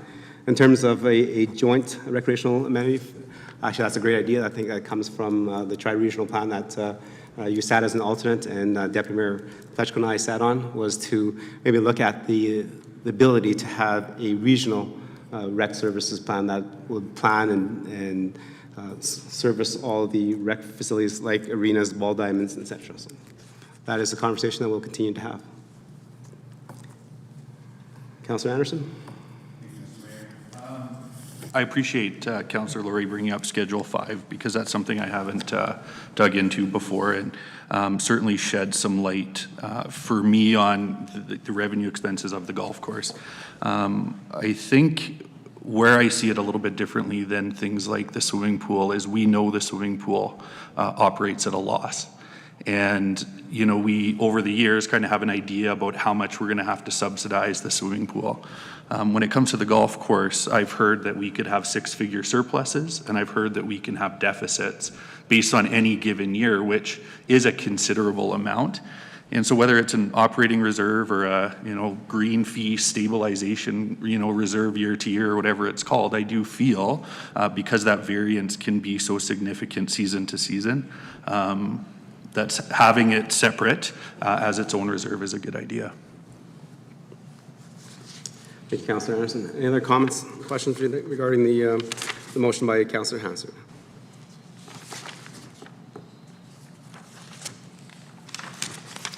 See none, we'll call the question. All those in favor? Okay, and that's carried 7. Okay. Moving on with our agenda is number 10 and 11 for council information and council discussion. Oh yes, 9.4. sorry. I just missed that too. So 9.4 is a motion to cancel the March 28th, 2022 regular council meeting. Administration, please. Your Worship, due to a couple different factors, our attendance at both the elected level and at the administrative level for March 28th was going to be diminished. There were only 2 items scheduled that I believe can be easily accommodated to the upcoming April GNP meeting. They were both presentations, and Your Worship, so with those 2 things in mind, you know, we put forward to council that the cancellation of the March 28th meeting should not have significant impact on the operations of the community. Okay, sounds good. Any questions for clarity, members of council? Deputy Mayor, go ahead. Yes, thank you, Your Worship. The Town Council canceled the Monday, March 28, 2022 regular council meeting. Okay, members of council, any questions in the debate on the motion? Okay, call the question. All in favor? And that's carried. Thank you. And moving up to number 10 and 11 now is information items and council discussion. So anything that you'd like to provide input to members of council to share some feedback or some ask questions to administration. Council Laurie, go ahead. Your worship. Council Loynes. None this evening, Your Worship. Deputy Mayor. Nothing this evening, thank you. Councilor Anderson. Yeah, just very quickly, we've been giving kudos to our Public Works team for the road clearing and those sorts of things, but I really want to acknowledge our senior leadership team as well for the work that they've done with our strategic planning, keeping us going. I know the time and energy they invest in, putting things together for us and explaining things is tremendous, and so to our senior leadership team, thank you for all you do. Okay. Thank you, Councilor Anderson. Councilor Hansford. Be batting 1,000, Your Worship. I have nothing this evening. Okay, I don't think we're batting 1,000. Councilor Meyer. Well, it's close to it. I'm not, thank you, Your Worship. I think it might be the time change there. But I did ask a couple of weeks ago regarding our town, our old town site sign. I've driven past a few times. It's still looking shabby. I was wondering if administration had anything to update me on that. Okay, that's a good question. I think when you asked that question, it was part of the sign strategy that we look at. Was there anything coming out of that conversation with communications on the sign strategy to look at fixing, replacing, or upgrading the old historic Stony Plain site sign? Thank you, Worship, through to Councillor Meyer and all of Council. We are investigating the status of that sign. It is part of the historic original location of the town site, and it is part of a policy and bylaw that we're currently reviewing and looking to revise and update. So the sign revision was part of the intention of that plan. So it is on our radar to investigate the upgrade and replacement of that as part of that policy and bylaw review.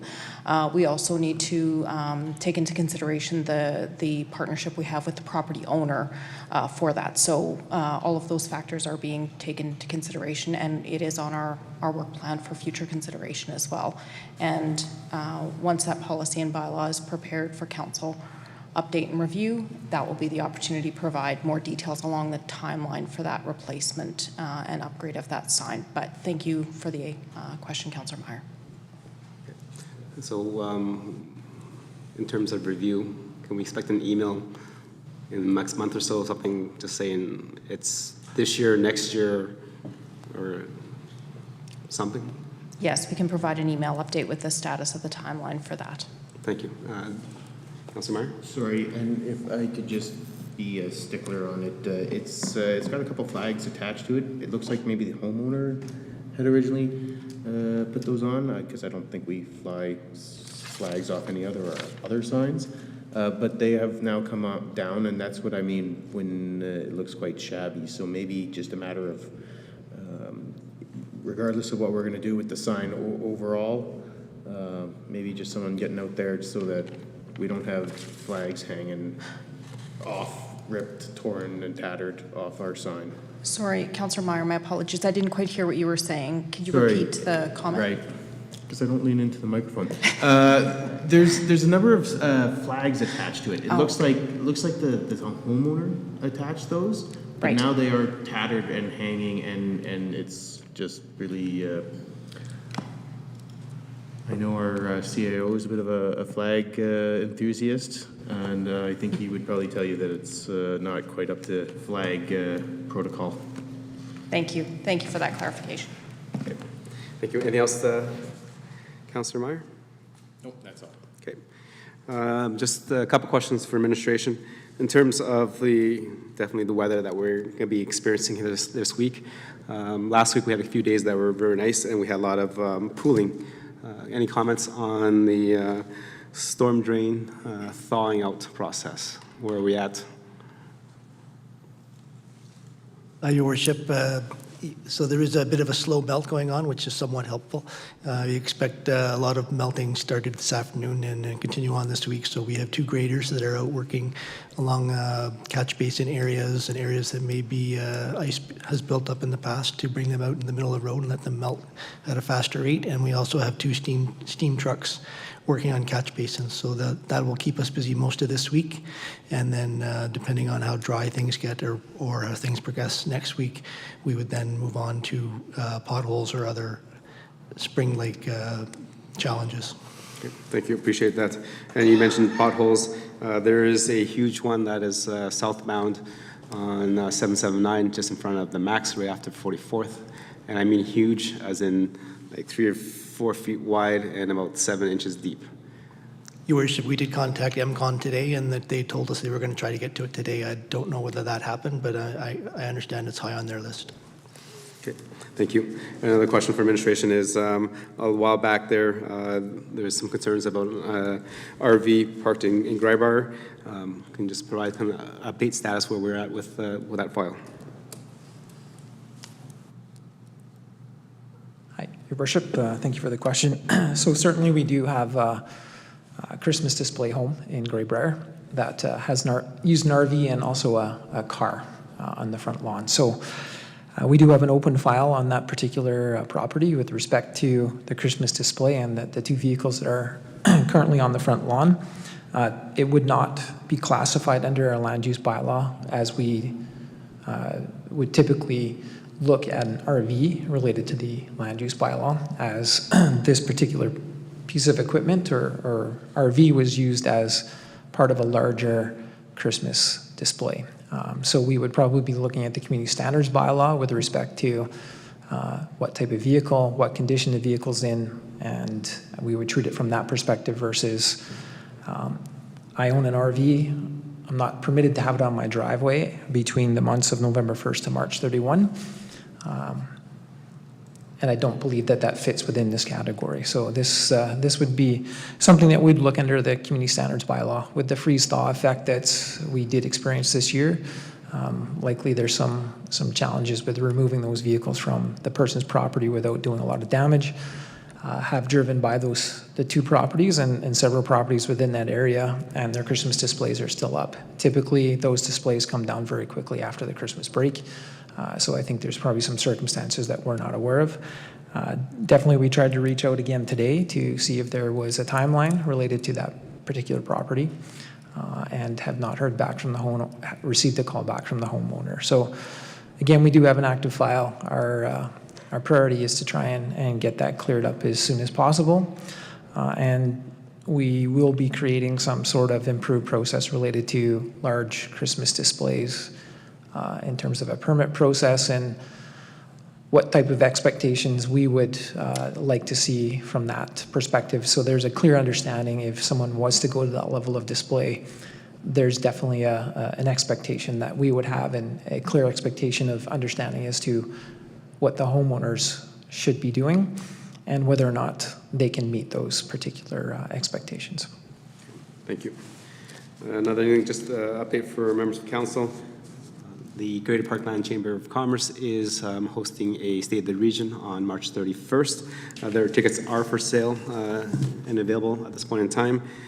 I've been invited to provide a video on behalf of the town of Stony and Plain. So also invited to that State of the Region is Parkland County, City of Spruce Grove, Paul First Nation, Enoch First Nation, and Métis Nation Region 4. So it'll be kind of very inclusive and very large gathering of leaders within this entire Greater Parkland region. And looking forward to seeing anybody that has the ability to come out on March 31st.